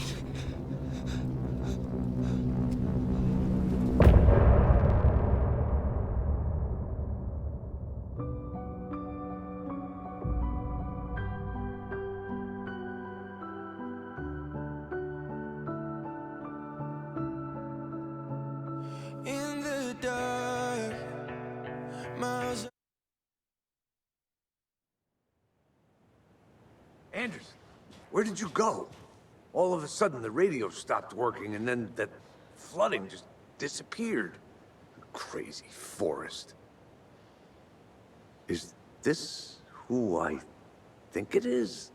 Casey, say hello to Alan Wake. Mr. Wake, this is Special Agent Alex Casey. He'll escort you to our car. Casey, I'll meet you there, right after I take a look around. If the flooding's receded, there might be evidence we missed earlier. Okay. See you there. Alex Casey? How? Am I still... Is this the dark place? No, it can't be. I got out. Yeah, the PI from your books has the same name as me. Great. Moving on. It's a bit of a hike to the car, Wake. Just get your bearings, then we'll head out. I need another minute. Cauldron Lake. I thought I'd never see this place again. Take your time. But you should know these woods aren't the safest. Yeah. It's getting dark. You have a flashlight? It's not safe without a light. I have a light. And a gun. Should look around. With the flooding gone, could be further clues out there. The flooding disappeared very suddenly. I wonder if there's any connection to the overlap. To Nightingale.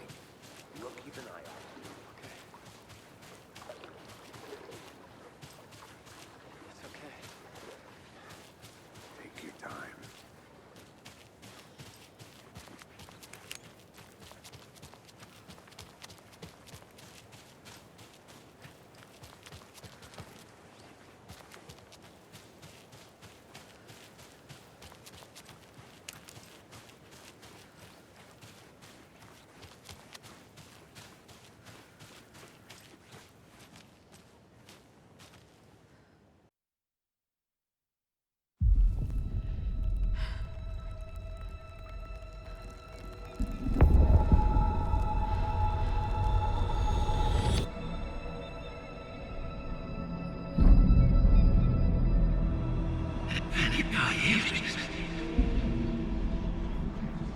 Who are you?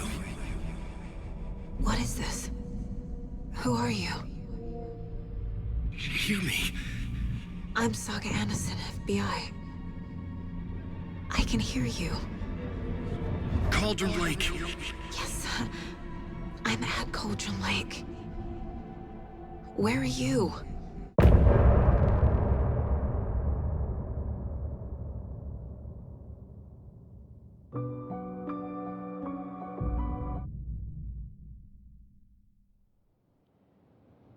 Anderson, where did you go? All of a sudden, the radio stopped working, and then that flooding just disappeared. Crazy forest. Is this who I think it is? Casey, say hello to Alan Wake. Mr. Wake, this is Special Agent Alex Casey. He'll escort you to our car.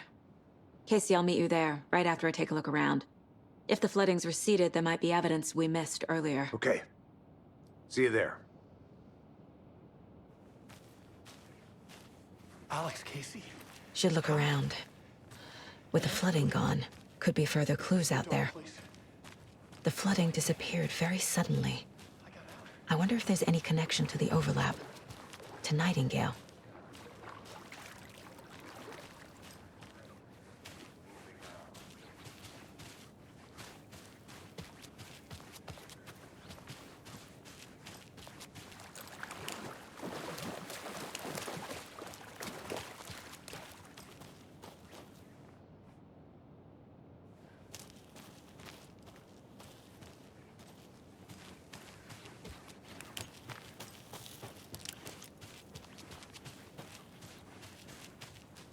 A creepy twig sculpture?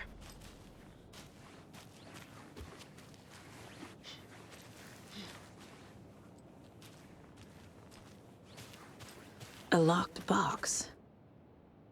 Is that the cult of the tree symbol on it?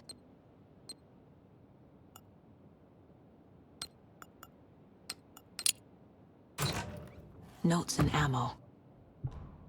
Looks like they're tools of the trade. The cult doesn't see their victims as people.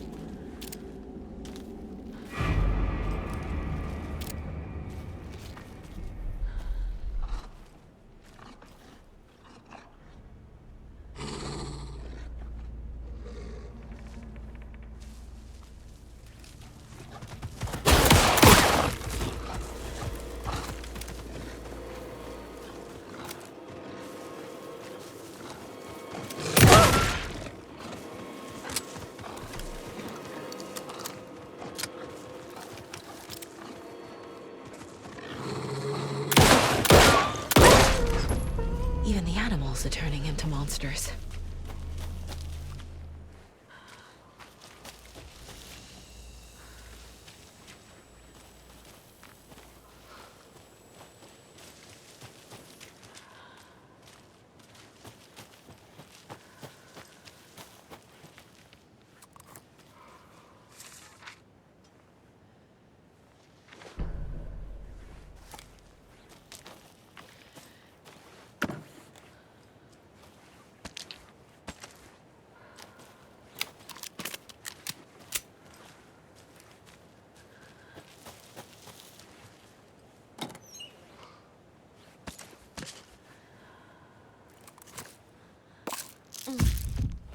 Oh.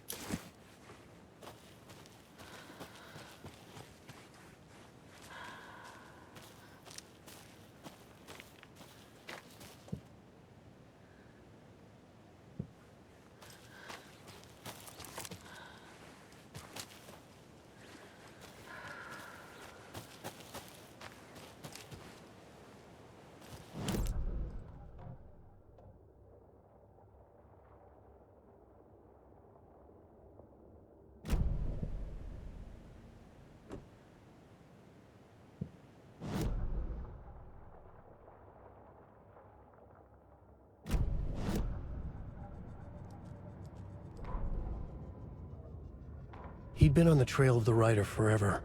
The writer he despised. Hemingway, Bukowski, Wake. I'll get you. I'll find you. I'll make you pay. You're in over your head. He descended into the tunnels, from the Dark City, into the ocean of darkness. Next stop, Caldera Street Station. Something, a presence, rumbled. Not a train. Shadows shifted on the platform. The writer's cult waited for him there. The cult of the word. Occultists lean close. I carry his words close to my chest now. You're not allowed in the lake until he says otherwise. He'd be caught, murdered. They got him. They didn't get him. He was reborn out of hate. He was there, but he was risen. Sent to find the light switch up from the lake that was not the lake. Back at Witch's Ladle, Saga pointed the flashlight at the strange, dark substance. The same substance Nightingale had left at the morgue. There was something hidden under it. She strained to see. The opposite of sunspots in her eyes. Blacker than black. Suddenly a change. The light reacted to the substance. A feedback loop, surging up her arm. Saga squeezed the flashlight, willing it to penetrate the dark matter. Burn it away.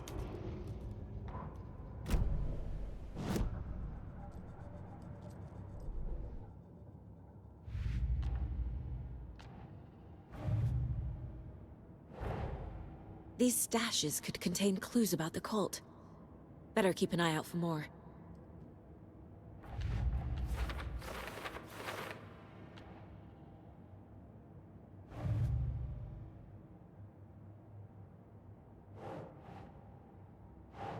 Think, Saga.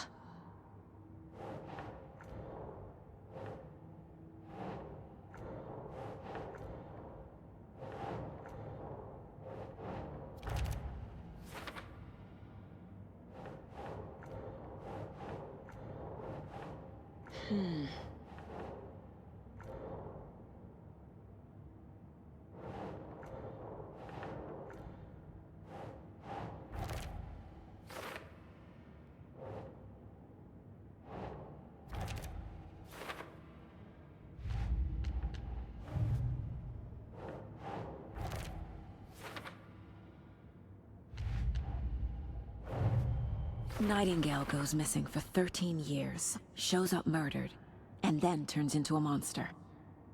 After I stop Nightingale, a rider who's also been missing for 13 years turns up. What's the connection?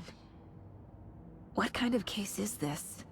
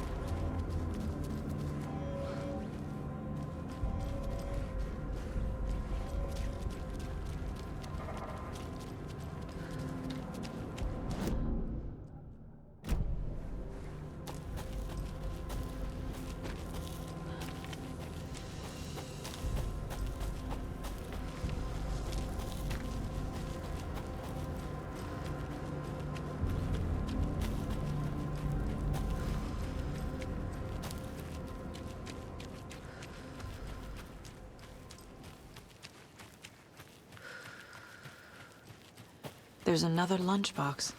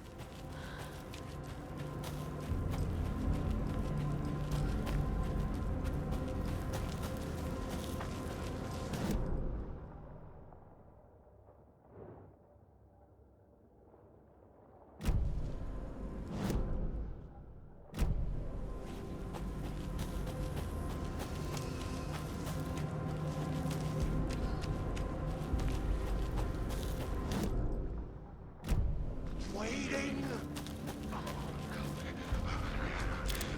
Volcanic gas.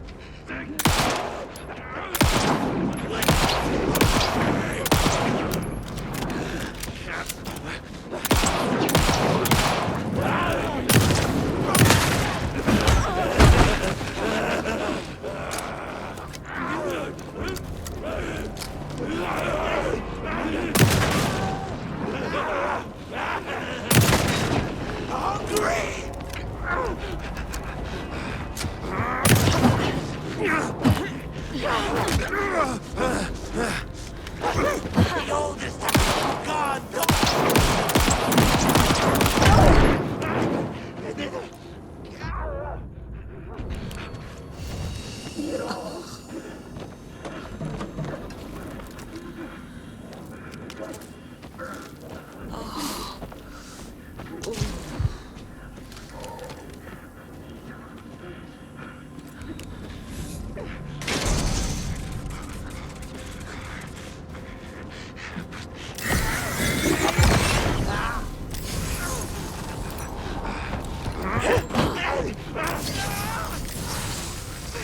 Animals, stay away!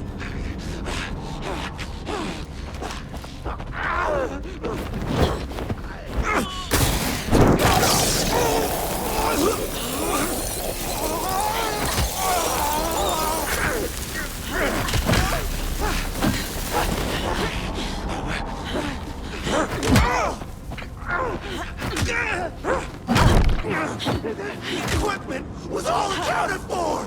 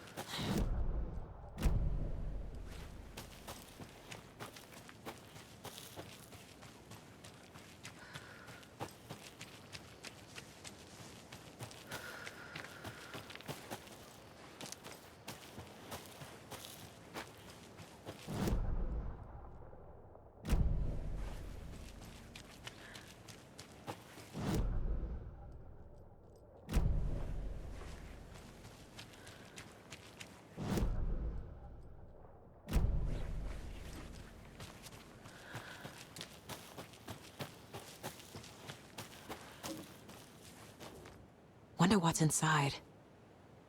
I should take a look around for a way to open this thing. The cult is leaving supplies around for themselves.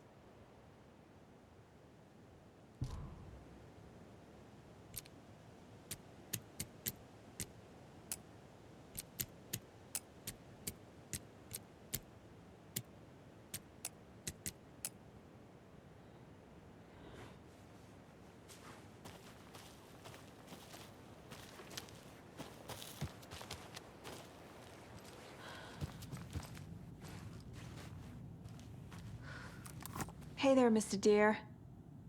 You remind me of a dream I had.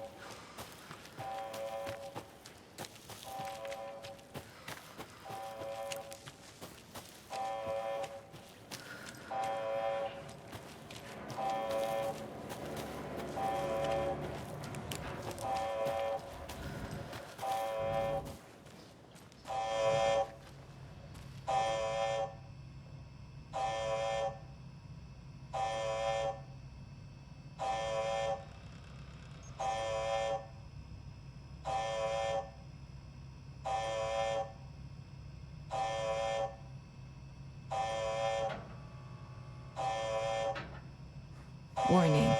Activity detected. AWE.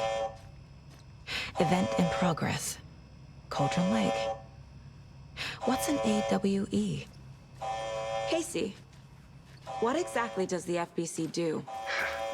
After New York, when I started looking for our friend here, their name came up. I pushed them for any files they had on him, but got stonewalled. They have a reputation of showing up for weird shit. They have a presence here, and now we find our writer. How about that?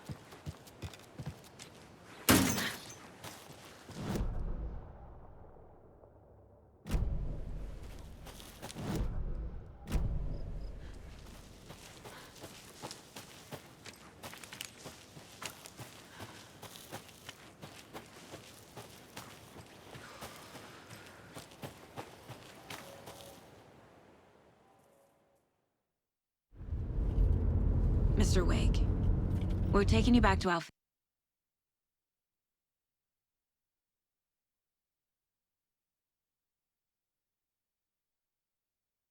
field office in Bright Falls.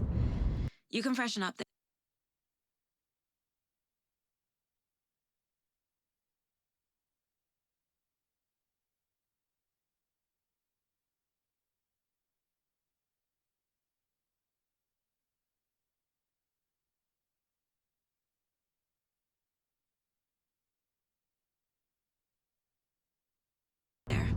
and then we'll talk properly.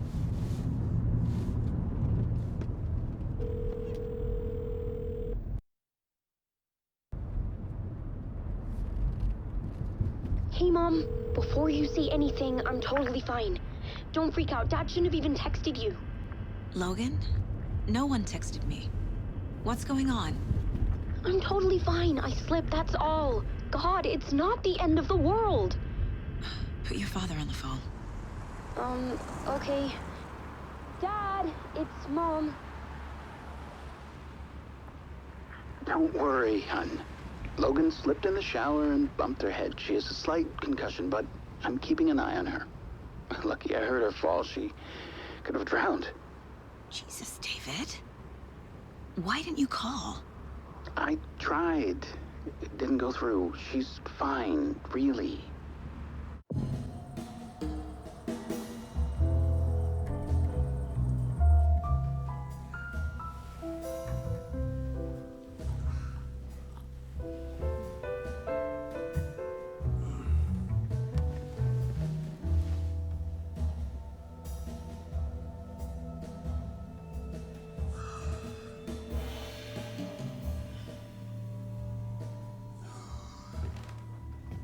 Is there anyone you'd like us to reach out to, Mr. Wake?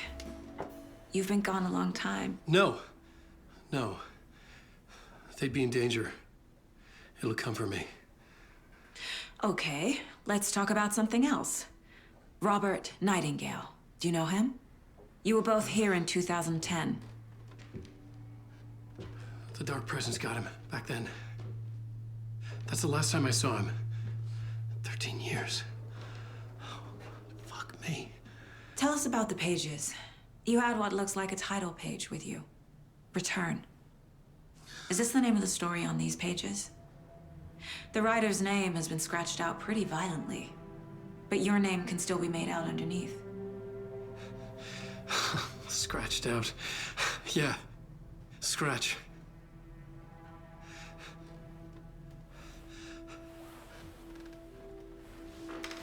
Did you write these pages, Mr. Wake? I'm trying to remember. It's a crazy jumble, like a nightmare.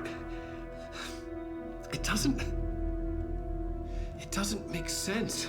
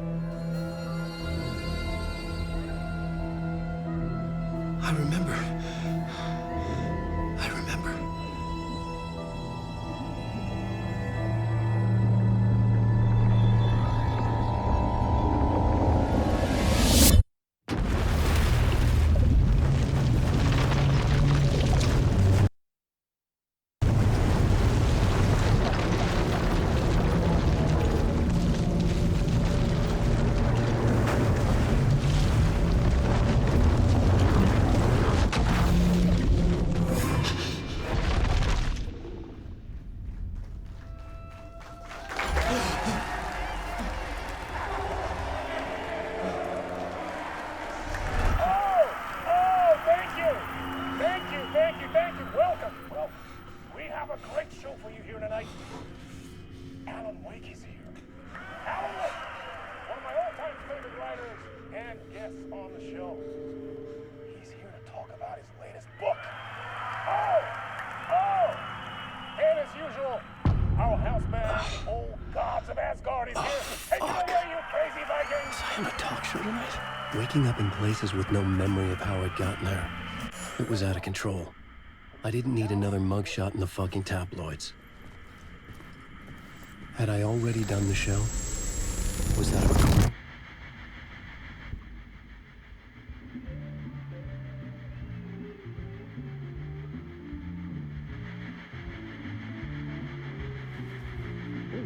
Warm welcome to Mr. Alan Wake.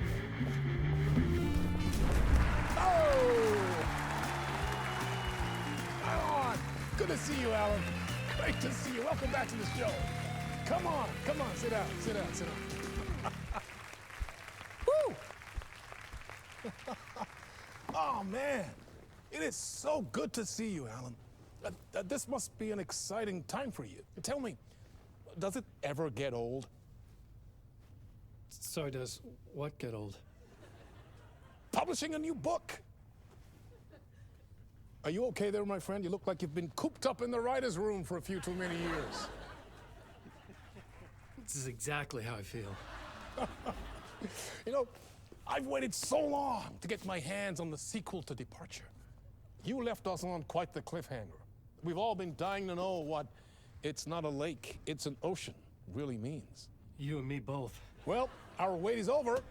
Your new book, Initiation, hits the shelves tomorrow. What? That's exactly what every reader will be asking. This book is mind-bending. It's so cerebral. I mean, how would you describe it? An auto-fictional thought experiment?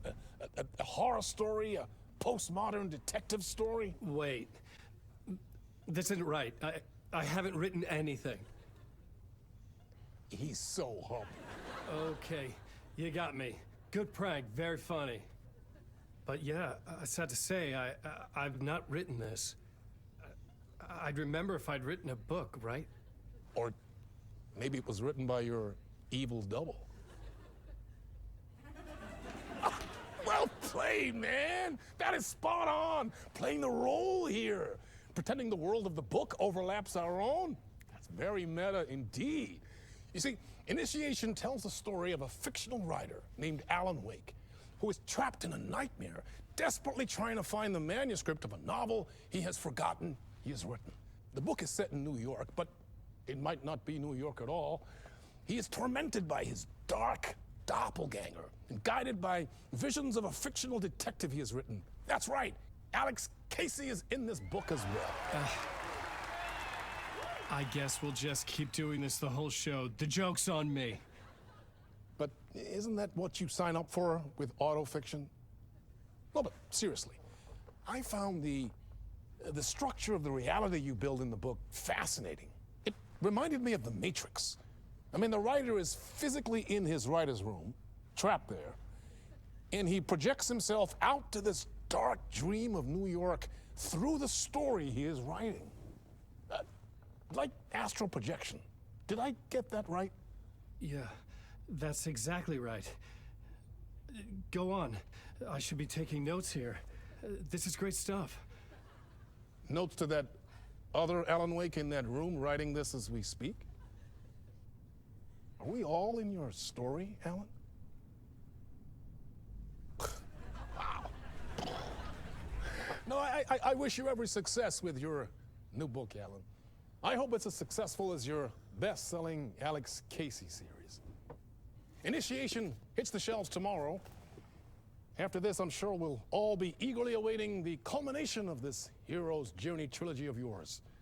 A book called Return, perhaps. Man, thank you for one of the strangest interviews of my entire career, Alan. All this talk of meta-narratives. I'm expecting to disappear once this scene ends.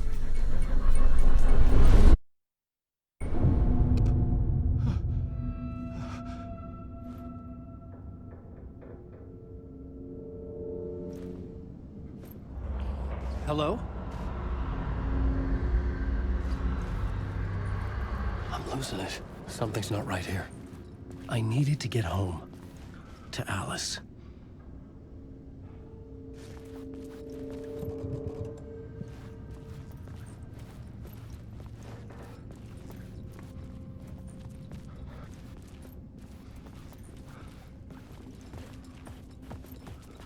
What the hell was that interview? Some kind of joke? Initiation? I never wrote a book called Initiation. This felt like a bad dream. Could make a good horror story. I was a mess. I'd never heard of this talk show or Mr. Door before. None of it felt right. Was I losing my mind?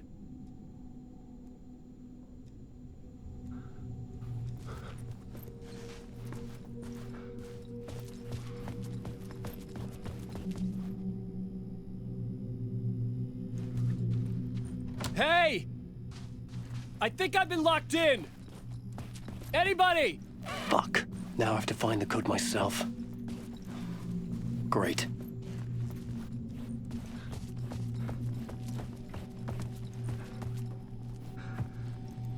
Old Gods of Asgard. That name sounded familiar.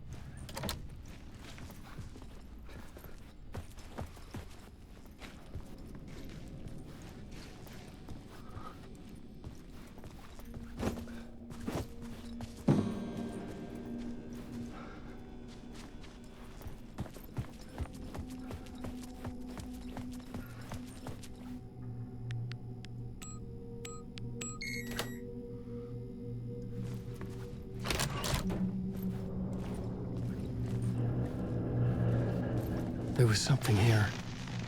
A broken transmission I couldn't quite make out. What was that? A message? Impossible to say.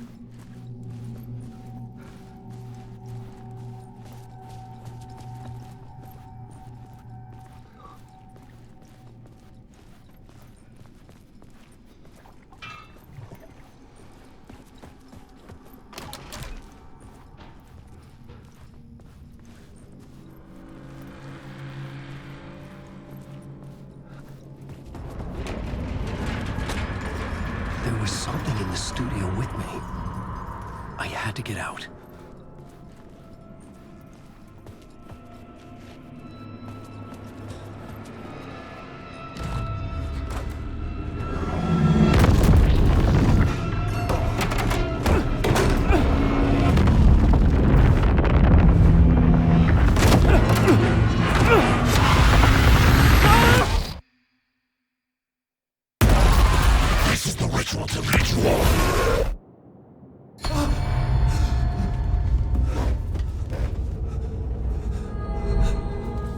Waking up from the nightmare, I felt like a drowning man gasping for air.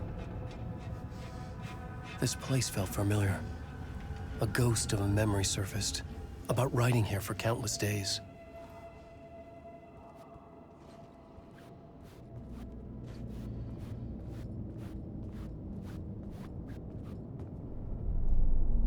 A plot board for mapping out a story. On the index cards, the nightmare that just happened to me. A summary of the story so far, but other notes as well. Warnings. I had written them. I couldn't remember what it all meant. The name Scratch filled me with dread. I could trust these words. I had to act on them. You must write to escape.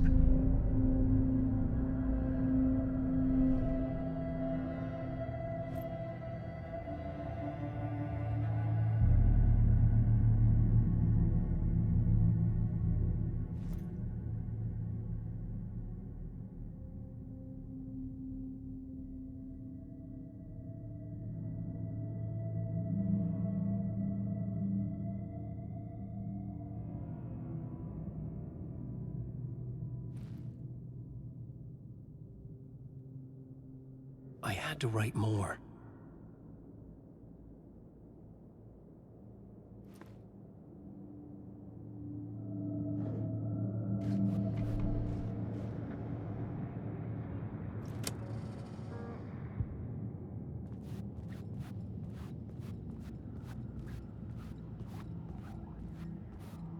I couldn't leave.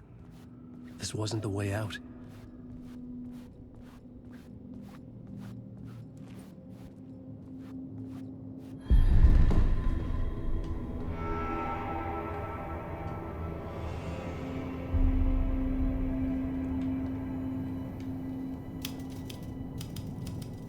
I didn't remember much, but I knew my thoughts and ideas could manifest as reality in this dark place. I'd use my writing to project myself out of this room, like a deep-sea diver to go deeper and explore the depths of this prison for a way out. This room was my boat.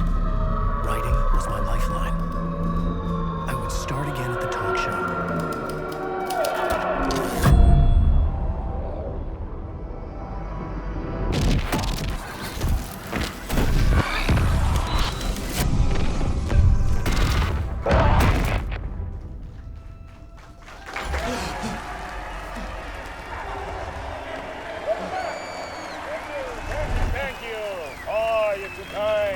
Welcome back. We have a great show for you here tonight. Real treat for all you Alex Casey fans out there. Alex Casey himself is here tonight. That's right. Sam Lake, ladies and gentlemen. The actor who has given his face to the famous detective in the film series. And of course, we have Alan Wake here. Best-selling writer, books, the films are based on. Let's do this!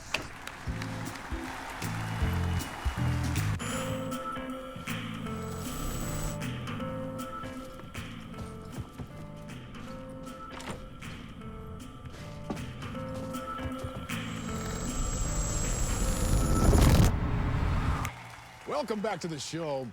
So, Alan, as the creator of the character, how do you feel about this? Sorry, what? I know it can be an awkward question with the man sitting right next to you, but I mean, how do you feel about him in the role of Casey? Does he look the part to you? He looks exactly like I always imagined Casey to be. It's uncanny. Thank you. That means so much to me. I'm a huge fan of your books. So, what's the problem, Alan? Because on more than one occasion, you voiced your reservations about the adaptations. It's not that. They're their own thing. They've gone with choices that are different from mine. I feel protective about my stories, and these adaptations... I don't know. I guess I just wish I could have been more involved in making them. Well, in that case, you won't have seen this either. We have a clip from the new film, Murder Case Casey. Should we roll it, or do you want to say something first, Sam? Nah, just roll it.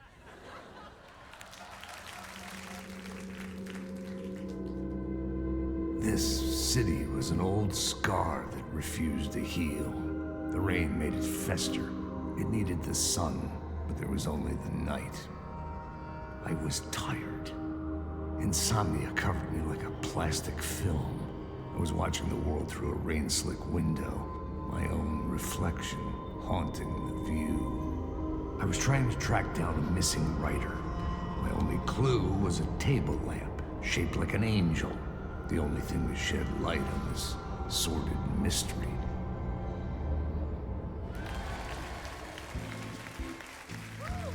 That's great. Murder case, Casey. Great job, Sam. Very exciting and very meta. I'm looking forward to seeing more.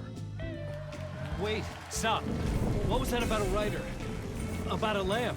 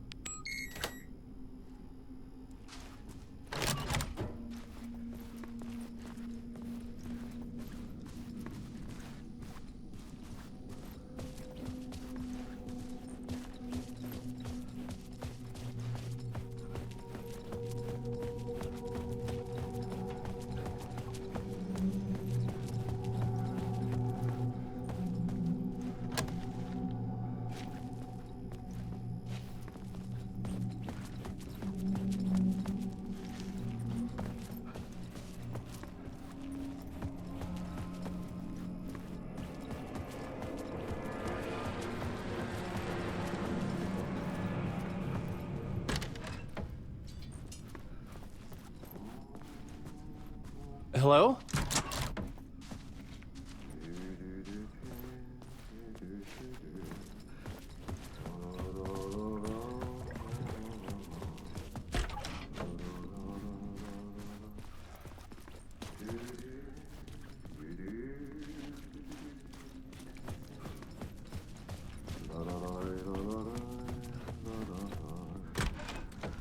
Ah, Lorraine! There you are, Tom. Oh, not so much evil that not a bit of good as well. Not one without the other. Good to see you. Hey, I can't seem to find my way out of here. Can you point me to the exit? No totta helvetissä. Of course, Tom. The work will instruct its maker. I was gonna get something from the basement for you, but you can get it yourself now. The more cooks, the worse the soup.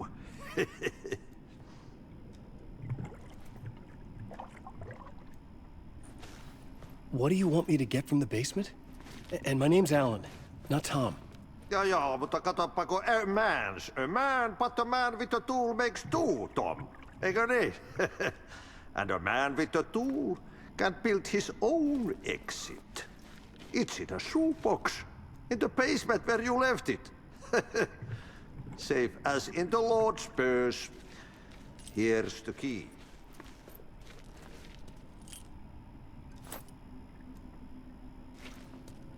Have we met before? Are you trapped in the dark place too? You remember Ahti, the janitor. You can't be lost if you don't worry about where you are headed. So don't worry, Tom. The sun will shine even into a heap of twigs. Just remember to turn on the lights. It won't take long when you get to work.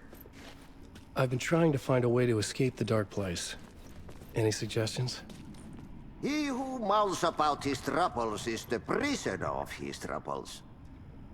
It's not easy to get out. But don't you worry, Tom. The home is still there where the heart is. I often think about it when I mop the floor and look into the puddle. Water is the memory of the world. Water finds its way. The janitor was a bit out there, but still a friendly face. I had to trust the basement would get me out of here.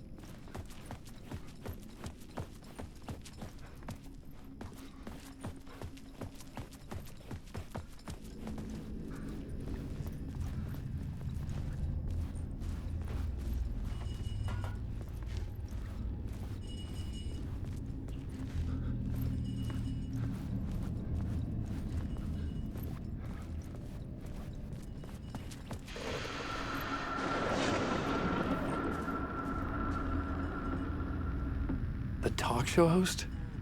Good evening. A writer trapped in a dream world attempts to write a story to shape reality around him and escape. He is beset by visions leaking in from realities beyond his own. He uses those visions as inspiration for his stories, in hopes of giving them power, to make them come true. Us, hidden few, know that ultimately he will succeed. But before that, many of his stories collapse back into the stuff that dreams are made of, to remain as they began, works of fiction. And yet, maybe there is a gleam of truth to be unearthed from these tales. A rare glimpse into the unseen realities beyond our own, offering us intriguing avenues of contemplation as they transpire in Night Springs.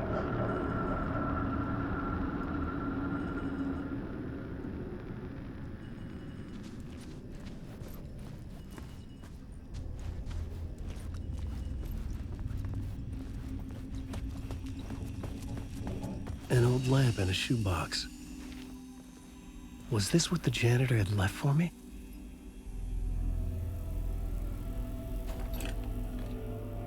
The lamp felt significant. A tool for bringing light to the darkness.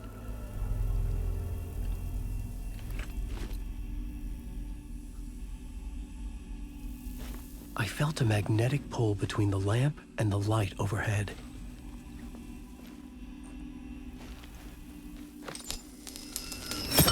Whoa! When the light jumped into my lab, the whole room changed. Like something in a dream. Opening a way forward, the lamp was humming. The bulb glowed. It held the light now.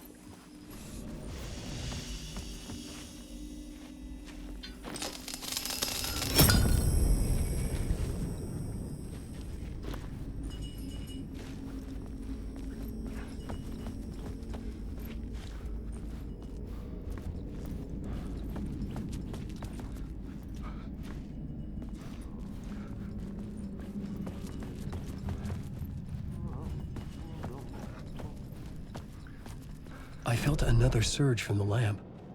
I could use it again.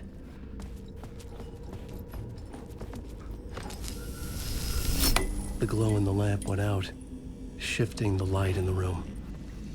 The light carved out something new from the darkness.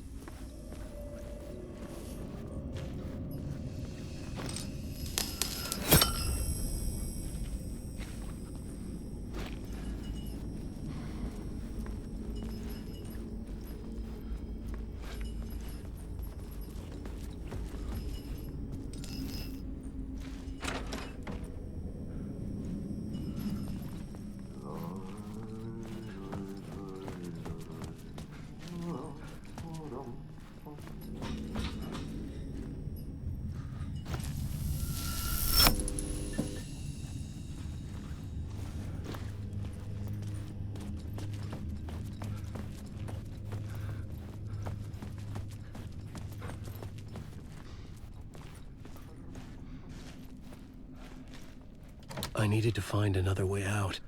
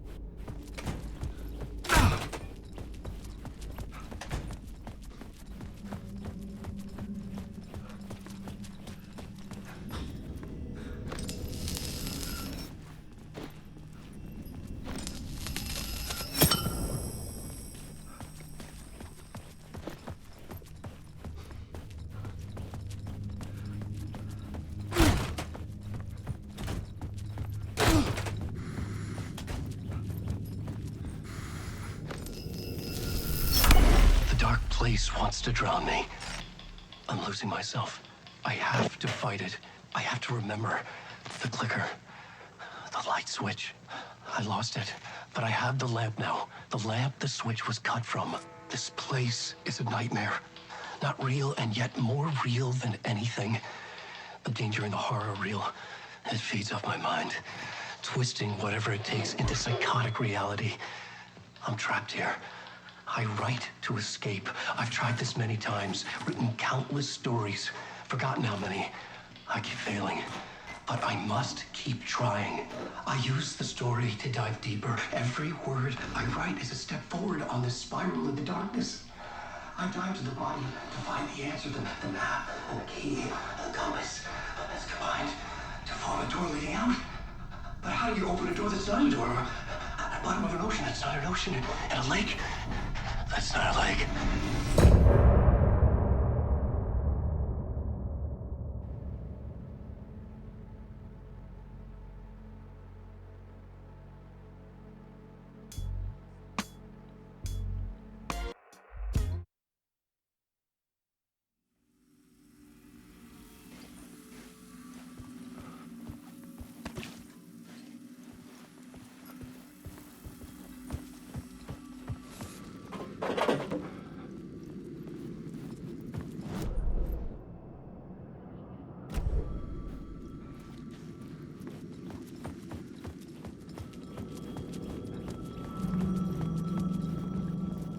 The phone was ringing. Somehow I knew the call was for me.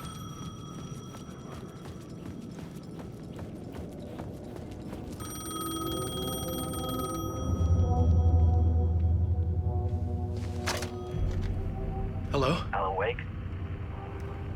Yes. Do you know who I am? No? Who is this? we'll get to that later. There are spies all over. Shadows. A sense of deja vu washed over me. Had I had this conversation before? Alan, listen to me carefully. Caldera Street Station, the subway. You need to go there. I'll call you again later. Make sure to pick up. Do I know you? I know you from somewhere. You've just forgotten again. We're in it together. Don't worry. I got you now. We've been working. Great. I'm losing you. Hello? Hello?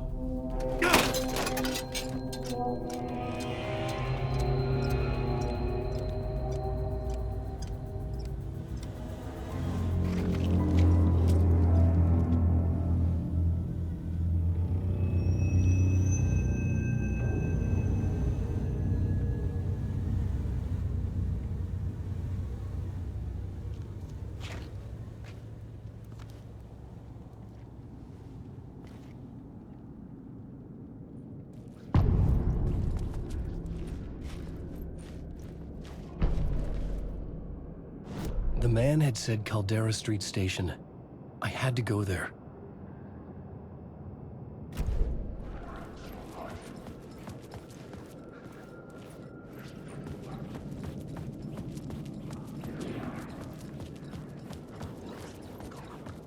Fuck. Okay, don't mind me, just passing through. Shadows stirred like there was someone there, but there was no one. I wanted to keep it that way.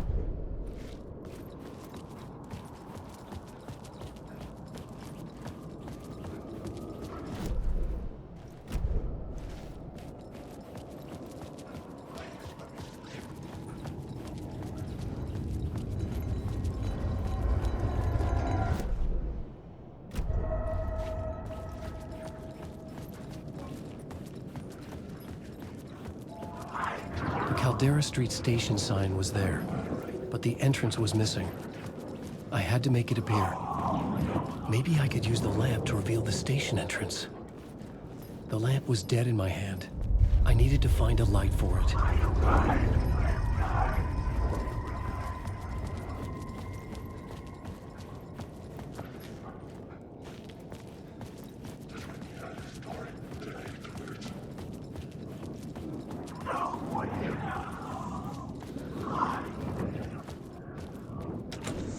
It could not be opened on this side.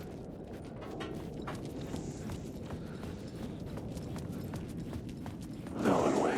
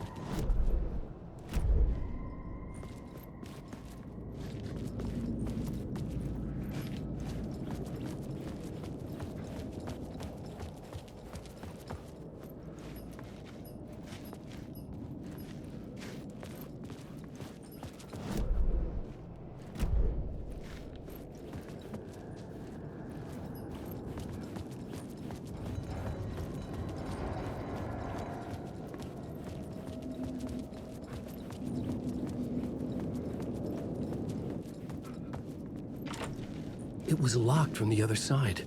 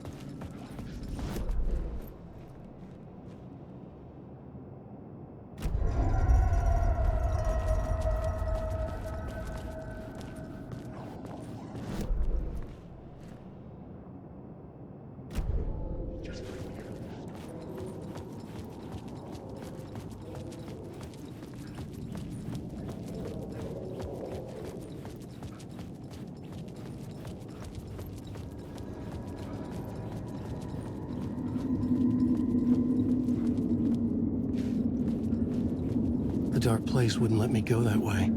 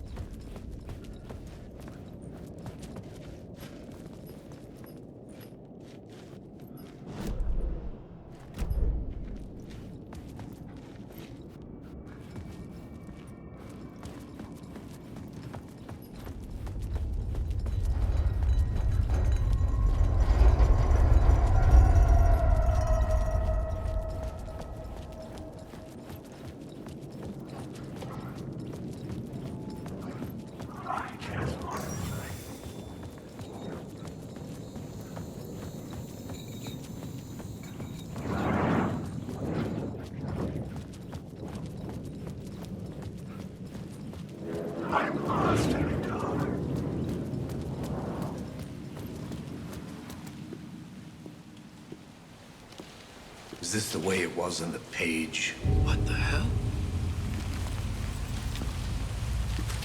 Oh, hey.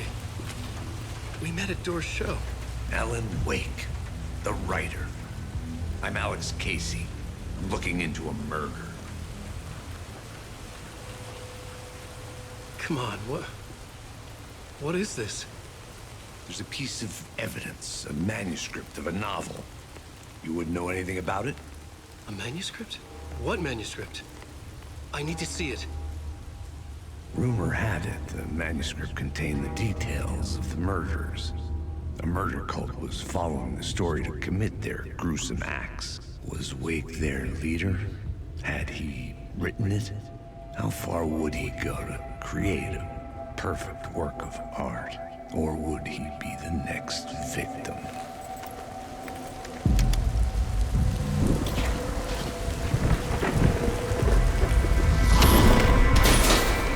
Stay here. No, wait! I need a gun! No chance.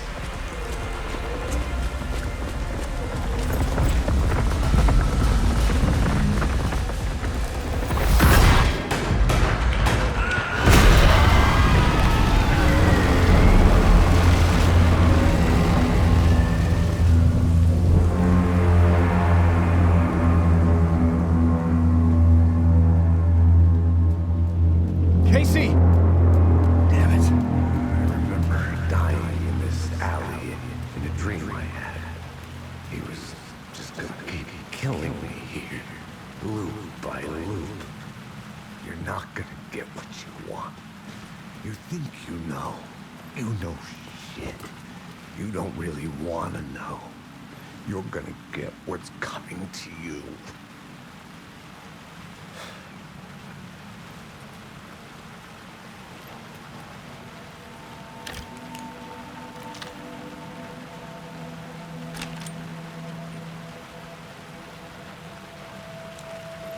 This was an echo of the books I had written for years. Picking up Casey's gun felt like I was assuming the role of the detective. I had a light now. I needed to get back to the subway station entrance. Shit. With the alley in darkness now, restless shadows block my way.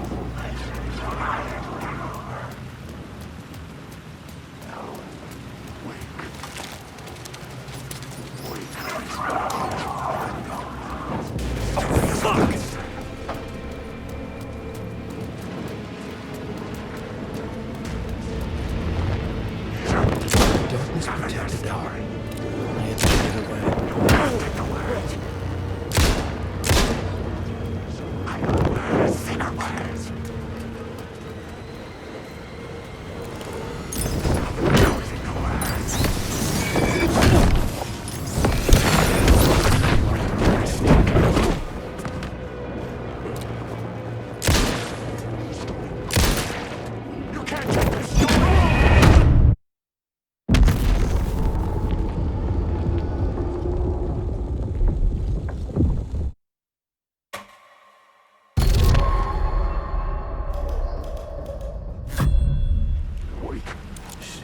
With the alley in darkness now, restless shadows block my way. Wait. I just want to throw one down.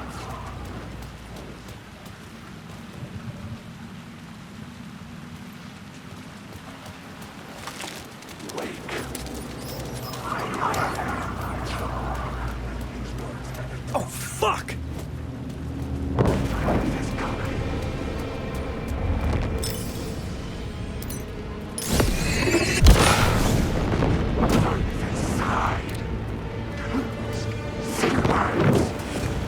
The darkness protected them.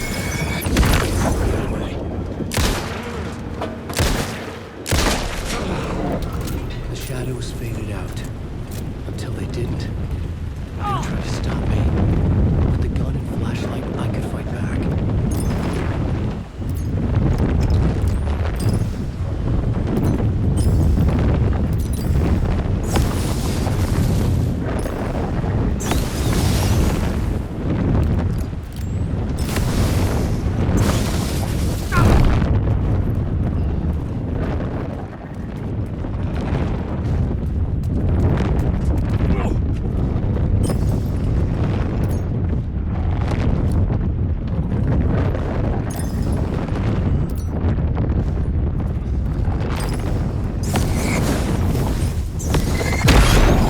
Flashlight had done its job.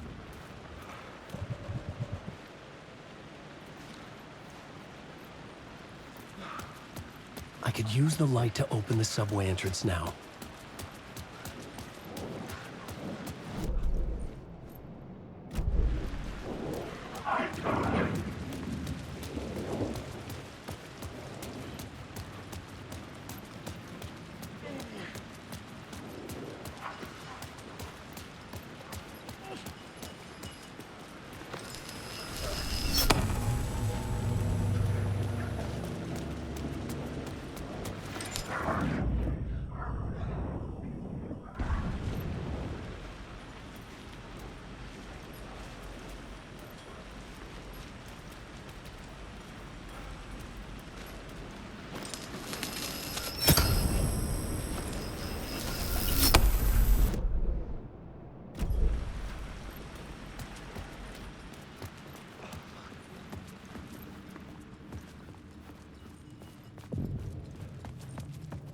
I needed to find another light to go deeper inside.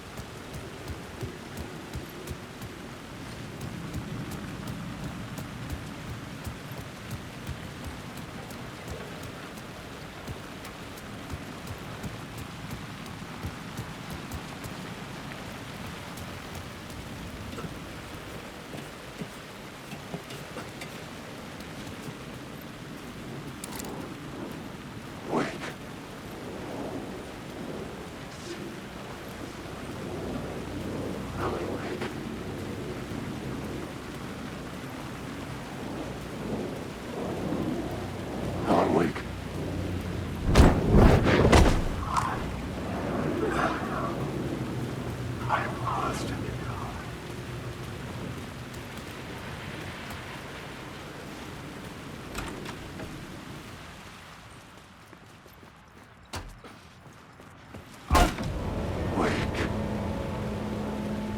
Careful now.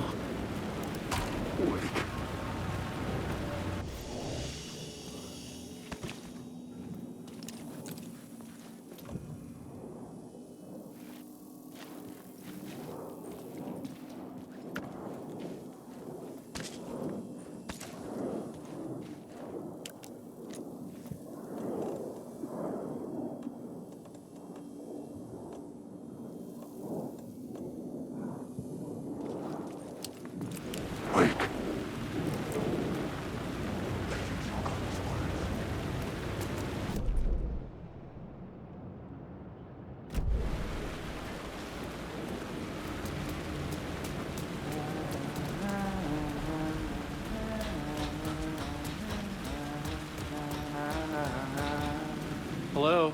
Oh. Hey, Alan. You snuck up on me. Sorry. Have we met? Memory problems again, huh? Yeah, we've met. Tim Breaker. We've shared notes. Hey, I've made some progress on the map if you want to take a look. Still haven't found my mystery man, though. You're making a map? Trying to. It's hard to map a dream, though. I keep ending up in unexpected places. I find interesting things like those strange markings that react to the light, but never the one thing that I'm looking for. Feel free to check the map out.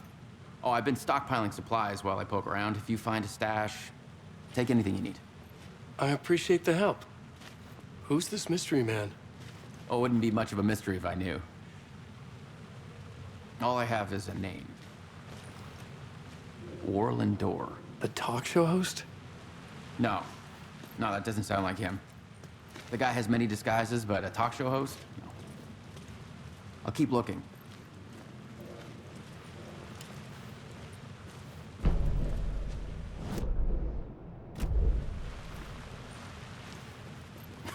Oh, that's my crazy wall.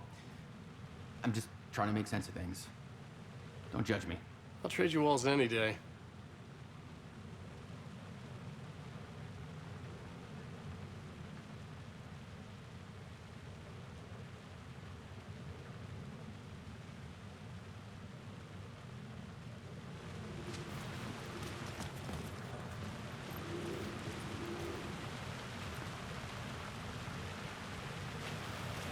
See you around, Alan.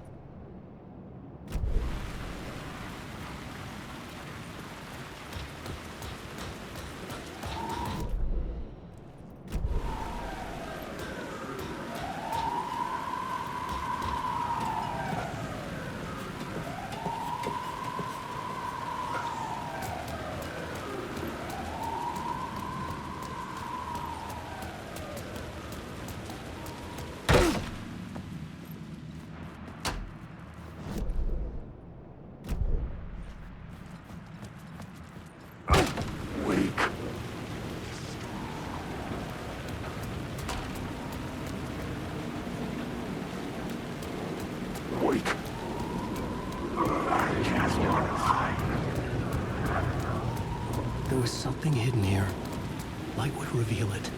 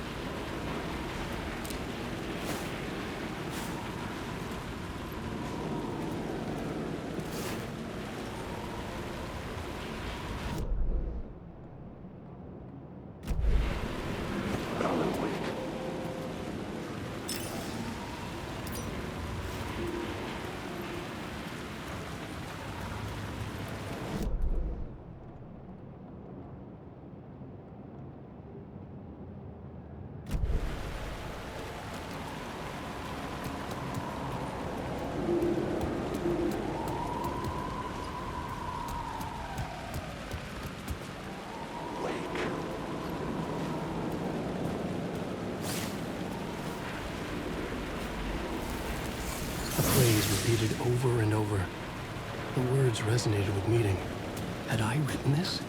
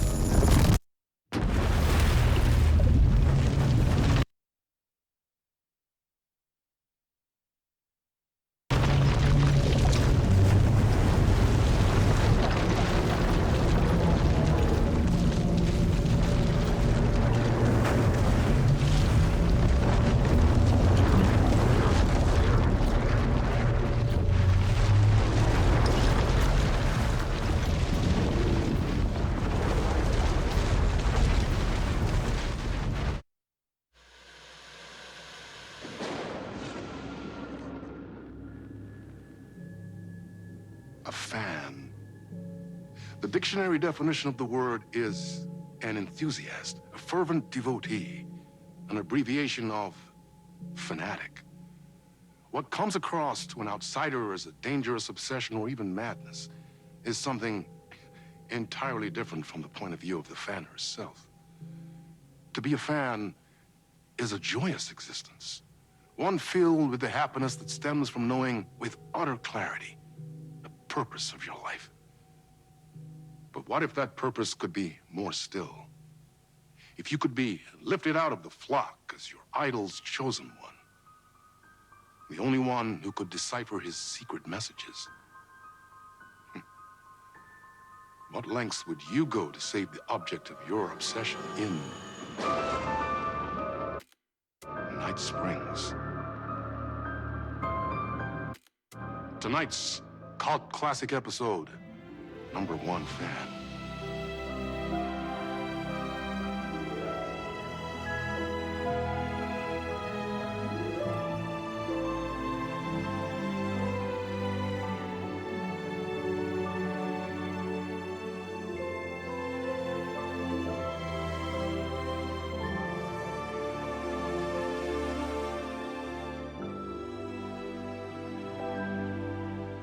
Life's a funny thing.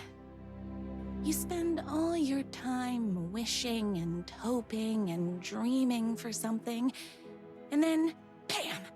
Destiny shows up at your door like a mailman with a package you were pretty sure got lost because you ordered it like 6 months ago. But that's okay. When your destiny has eyes like sunsets and a beard like mahogany-colored velvet, you don't really mind how it arrives.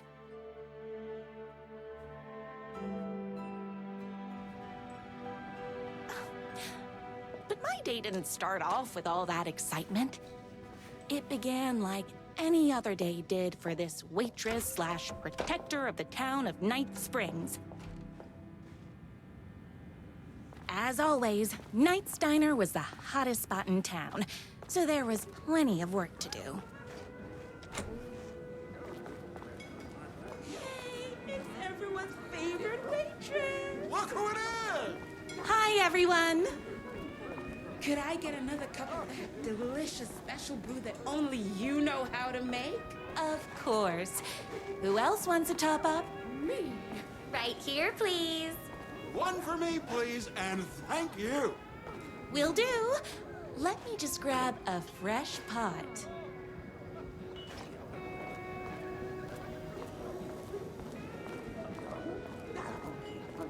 Another cup. I would kill to have a passion like you do for that writer of yours.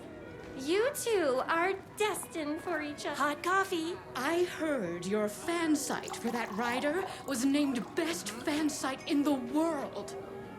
Congratulations. Thanks. It wasn't easy. Here you go. A person of your genius and grace is wasted serving coffee to us regular Joes and Joannes. Oh, I don't mind. Here's your coffee. How do you juggle running this diner, your bird sanctuary, and that amazing fan site for the writer you love so much? I work extremely hard, but also I'm naturally talented. Well, heck, no wonder us regular folks can't keep up. I'll never be as successful as you.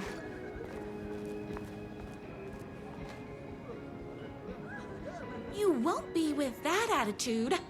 Life's not a side order of hash browns, so don't expect someone to bring it to you. Wow. That's tough. Fair. Thank you for telling me exactly what I needed to hear. No problem. That's everyone's coffee. Better put this pot back. I loved being the very successful owner and operator of the county's most popular diner. But that was nothing compared to my grease fire of passion for the writer and his sheer literary talent, and flowing hair and lips like buttery pie crust. Pie! I need to clear the empty pie plates from the tables. Shucks. My date last night was a total bust. You're the expert on romance. Any advice? Is Knight's Diner going to enter the statewide pie competition this year? Of course! We're gonna make this our 20th win in a row. Yes. But first, tell me everything. Long story short, she told me I dressed like a divorced gym teacher. But it's what's inside that matters, right? Oh, you still have to put in some effort. If you don't have a jacket with elbow patches, buy one. Elbow patches? Oh, got it. Thanks a million. Don't mention it. I saw in the news that you saved every single kitten from that bear attack. Amazing. Thanks. Those yoga lessons really paid off. Those plates won't clear themselves. The writer lives just outside town in that mansion of his. Why don't you come talk to him? Oh, what can I get you? Oh. I need a good book recommendation. After all, you're the town's literature buff. Oh, you have got to read the newest book in the writer's crime trilogy. I'll grab you a copy from the back. No time for that. I've got customers waiting.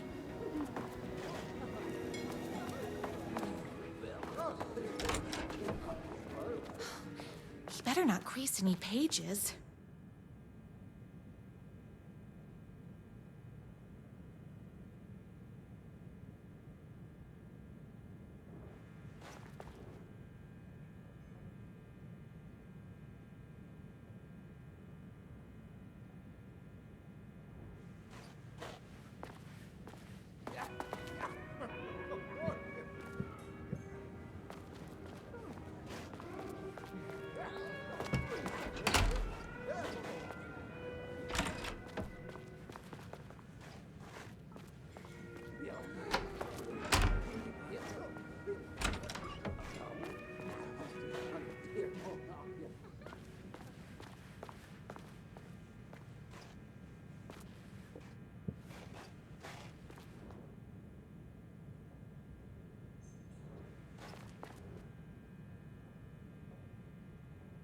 It's me, your favorite writer whose voice you would recognize in your sleep.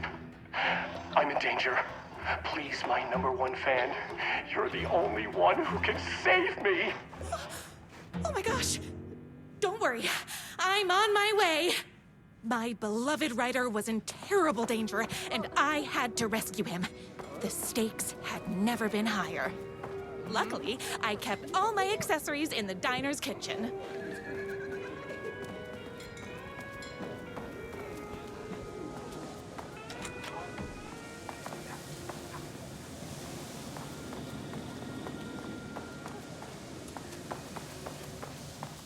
My accessories. Everything a girl needed to claim victory in the battle for love. My bolt-action hunting rifle with a gorgeous walnut stock. Deadly, and looks good doing it. Just like me. My trusty 12-gauge, fully automatic. Extreme circumstances call for extreme shotguns. I was finally ready for a night out on the town. With danger. There was no time to waste. The shortcut through the boatyard was the fastest way to my writer's mansion in the woods outside town.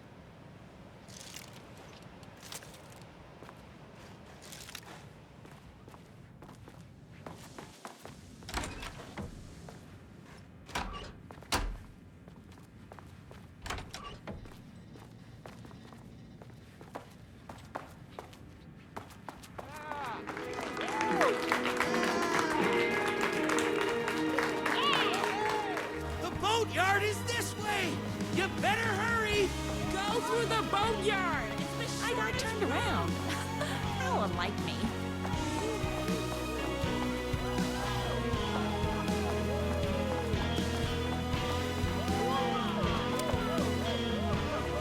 This was my moment.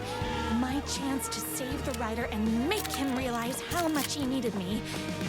And if that's not love, I don't know what is.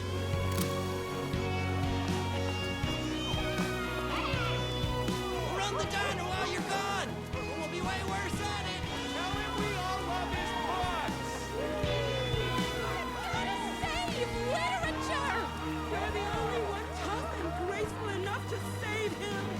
I was leaving my old life behind, like a body left to sink in a lake so no one finds it. Nothing would get between me and my future with the writer.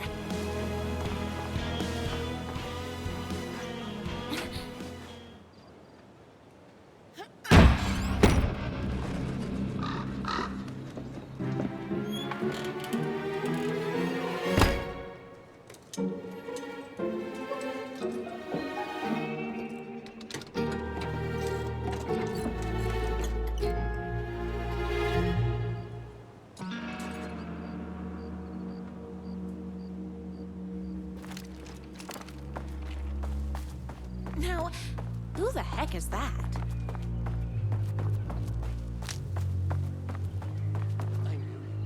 Rescue. Who are you? And why do you look like a slightly less handsome version of my writer? Oh, don't you ever compare me to that worthless hack. Sure, I may be his wild and rebellious estranged twin brother, but we can't all be perfect. I had no idea he had a brother. To think there were two of him all this time. After today, there won't be. No more writer, no more books, no more living in his shadow. But you're his brother. I'm sure you two can talk it out and realize you have so much in common, and after you change, you can move in together. And I'll come over with popcorn for movie nights. He had his chance for popcorn and movie nights, but he wanted to keep everything for himself. Too bad. You know what they say? If you can't join him, beat him. What did you do to him? I locked Mr. Fancy Pants up somewhere you'll never find him. You won't get away with this. I'll stop you. Babe, I got an army of people that hate that hack almost as much as I do. They're ready to die if it stops him from writing another crappy book. What do you got? I have a shotgun. Well, I got a... Wait, that's a real shotgun? Okay, I admit I didn't expect that. But it doesn't matter. You can't stop all of us. Only a monster could be blind to the poignance of my writer's books. There was only one way to deal with monsters.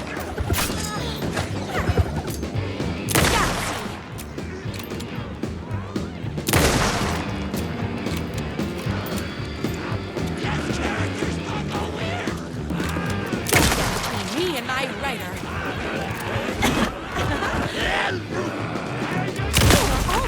Very rude! Tamales! Oopsies! Can't forget the bullets!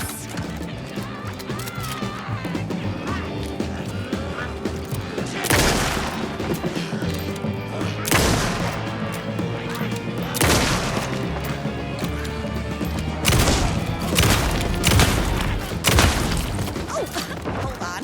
I need to fill my gun up.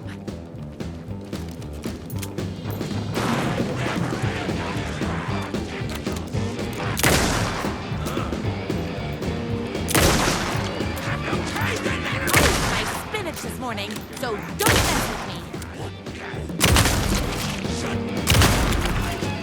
Yahtzee! I ate my spinach this morning, so don't mess with me. My gun's hungry.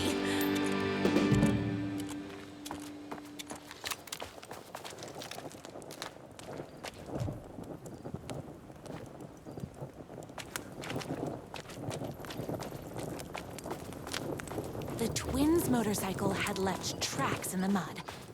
I recognized the tread pattern immediately, thanks to my famously keen perception. The tracks would lead me right to my writer and his kidnapper. I felt like the detective from my writer's books, solving the case with my wits. All I needed now was an unlimited supply of black coffee and crippling emotional trauma caused by the untimely death of my spouse.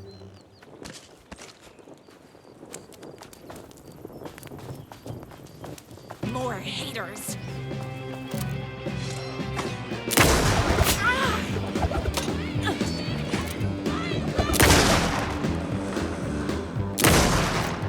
Whoops! Gotta put more bullets in.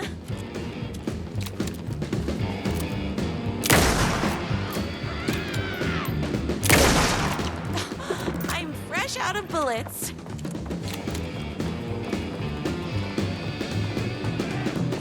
How did he ever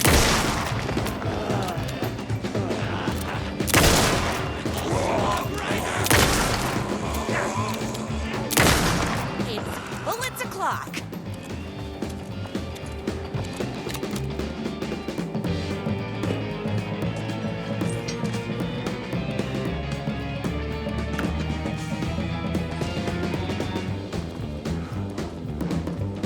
I don't like weird.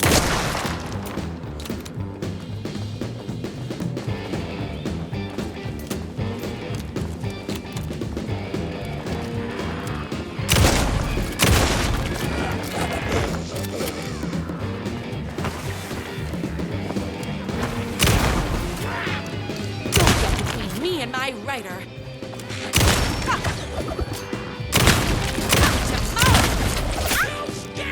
Crackers, that stings.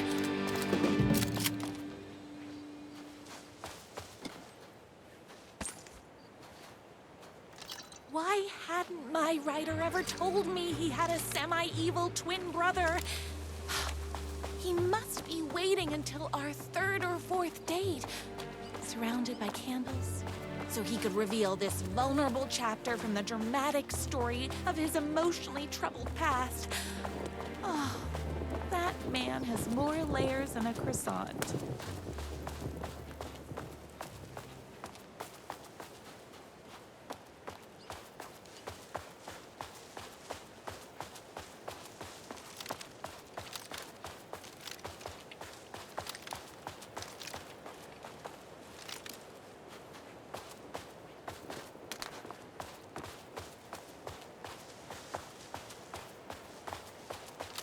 I couldn't let these monsters continue to plague my dear writer with their negativity.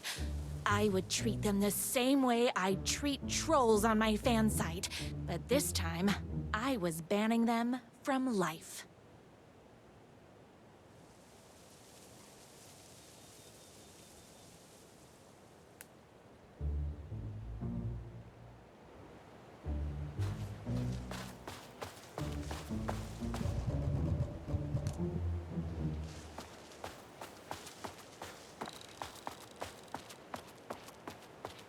The motorcycle tracks ended at a cabin.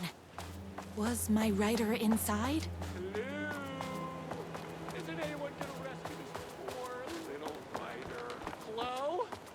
Is anybody there? I'm just a frail writer and I require aid. He's inside! I'm here! I've come to save you! Oh, joy! We can finally be together and sit through big poetry readings and drink $18 cocktails and have high tea with the Queen. Wait a minute. My writer only drinks coffee. 2 sugars, no milk. I keep all the mugs. Okay, no more tricks. I'll be waiting upstairs.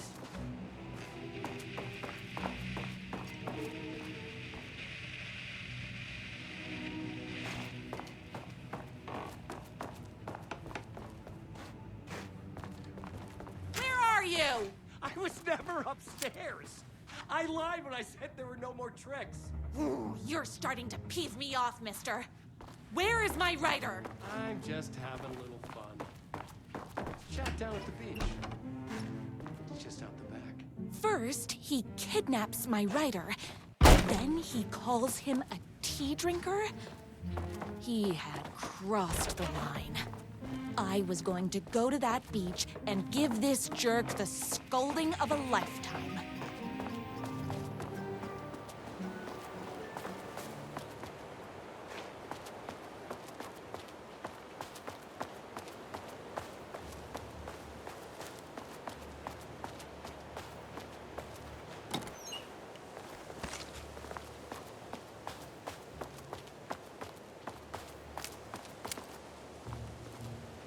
twin said he was down at the beach.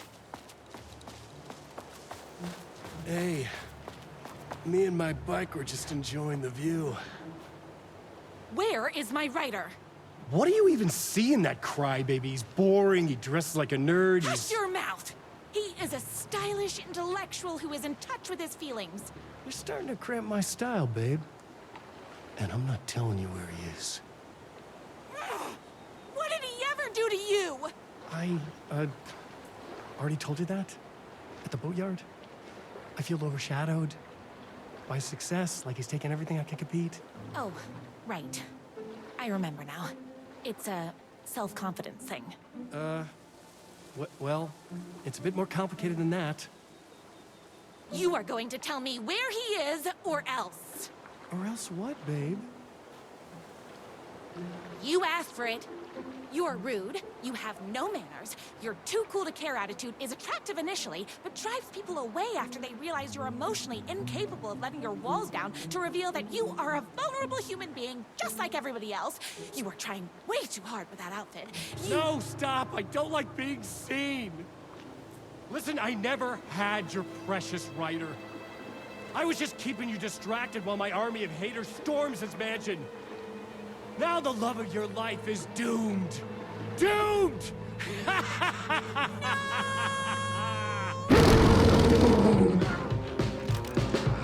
He tricked me, even with my famously keen perception. You're all being very rude.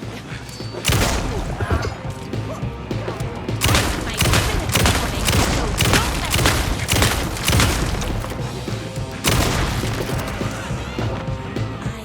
to get to my writer's mansion as fast as my chunky kitten heels would take me.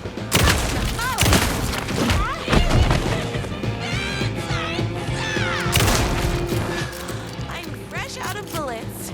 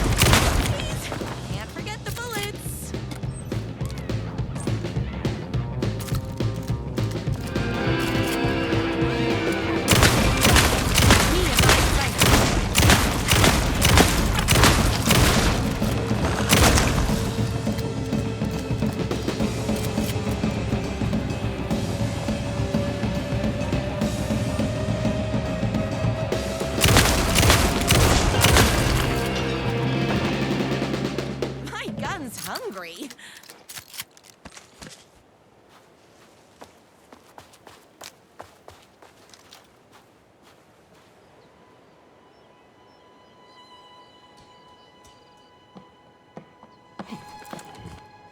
I knew you, my #1 fan, would never fall victim to my twisted brother's lies. His hatred for me is as inexplicable as the sunrise, and just as fiery. But I knew your heart would never waver. You're the only one who can save me. I believe in you.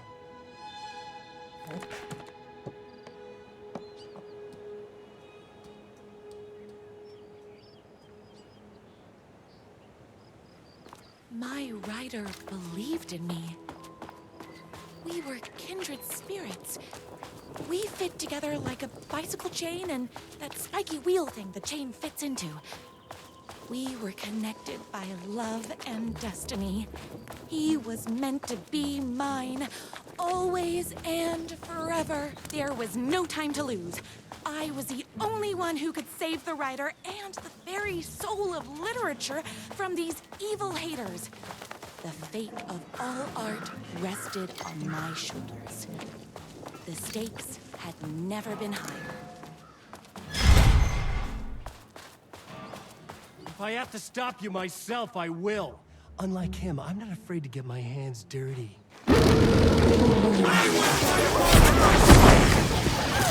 Why are you so...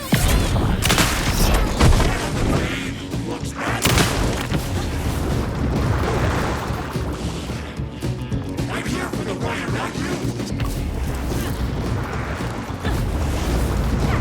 Our love goes both ways!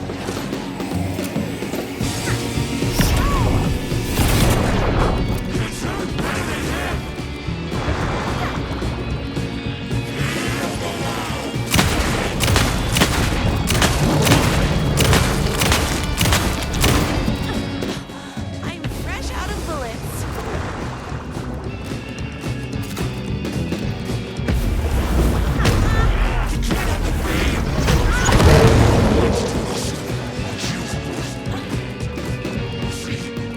I'm not just running against everything. I'm also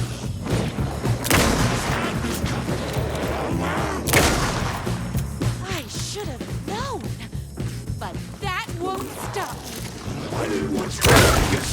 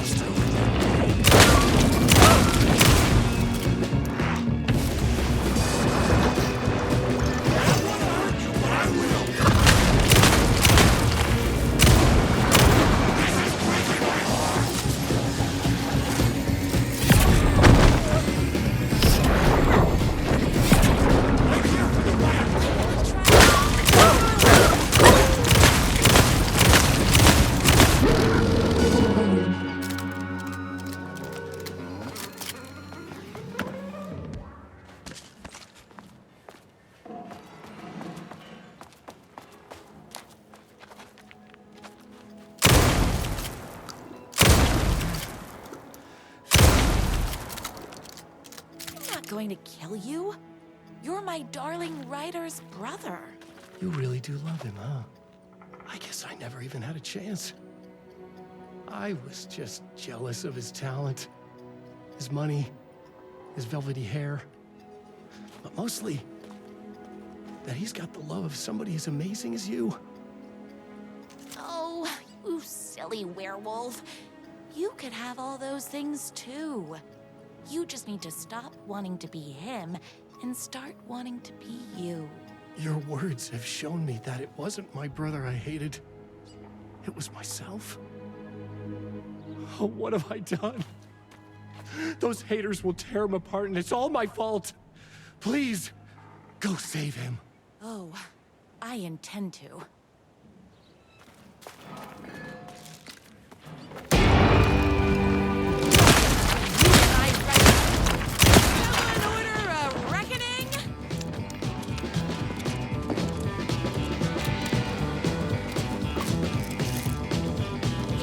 Bullets o'clock.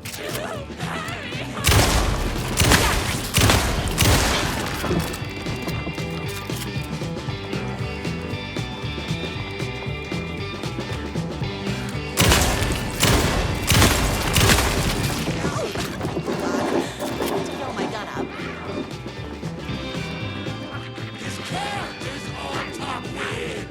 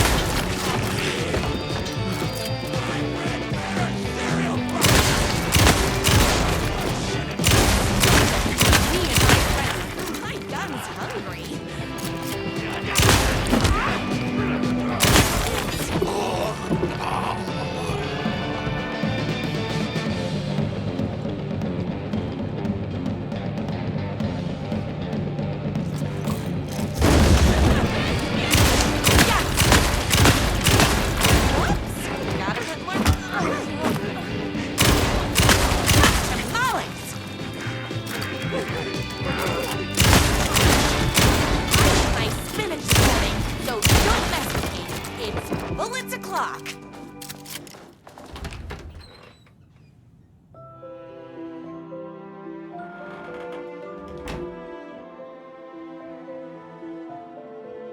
And there he was. After all the fighting, we were finally alone. Together. Our love was written in the stars. And so we danced like two spinning planets that would eventually crash into each other in a dazzling display of flames and rocks and other planet stuff. He told me all the sweet things I'd been waiting a lifetime to hear. I saw myself reflected in his eyes. I would always be at his side, to inspire and protect him. He needed me, now and forever. After all, I am his #1 fan.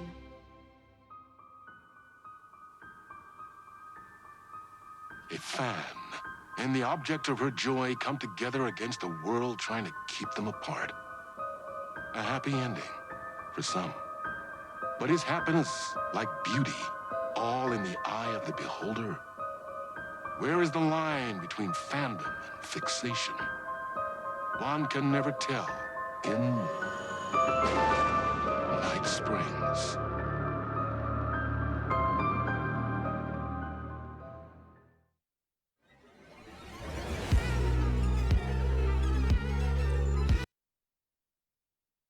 Looking cute in a human suit, secret agents with the down race they shoot. Psychic powers, hypno.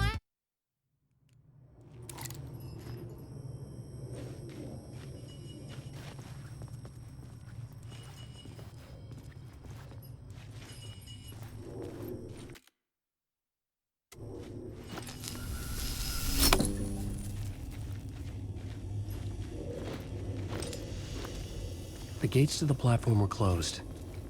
I had a ticket.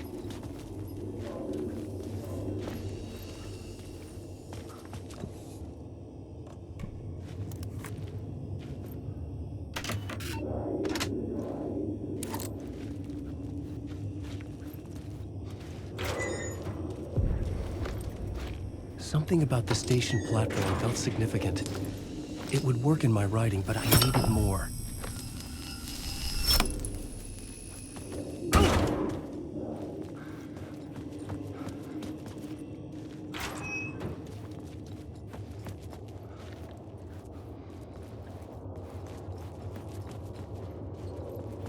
Something lingered here. A half-forgotten memory. An echo.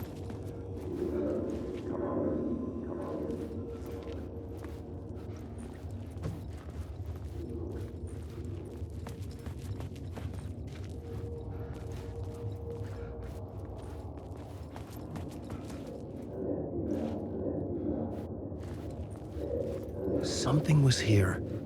A vision about to reveal itself. I needed to look at it from the right angle.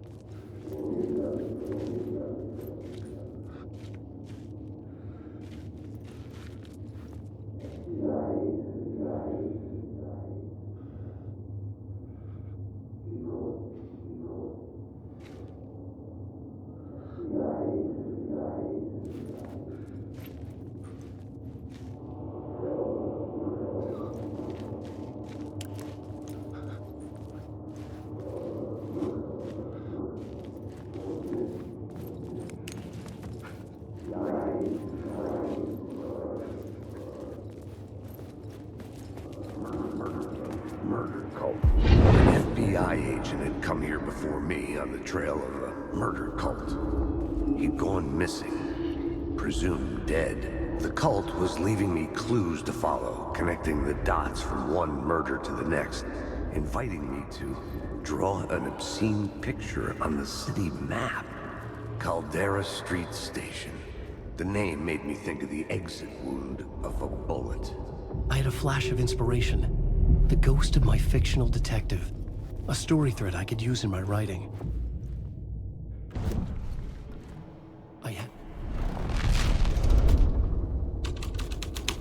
The dark place reacted to my story. The way into the tunnels was no longer blocked.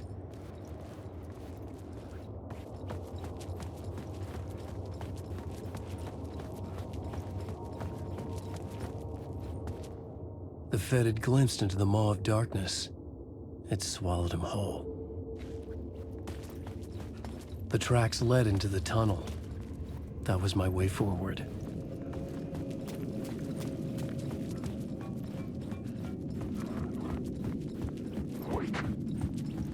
The blood trail continued deeper into darkness.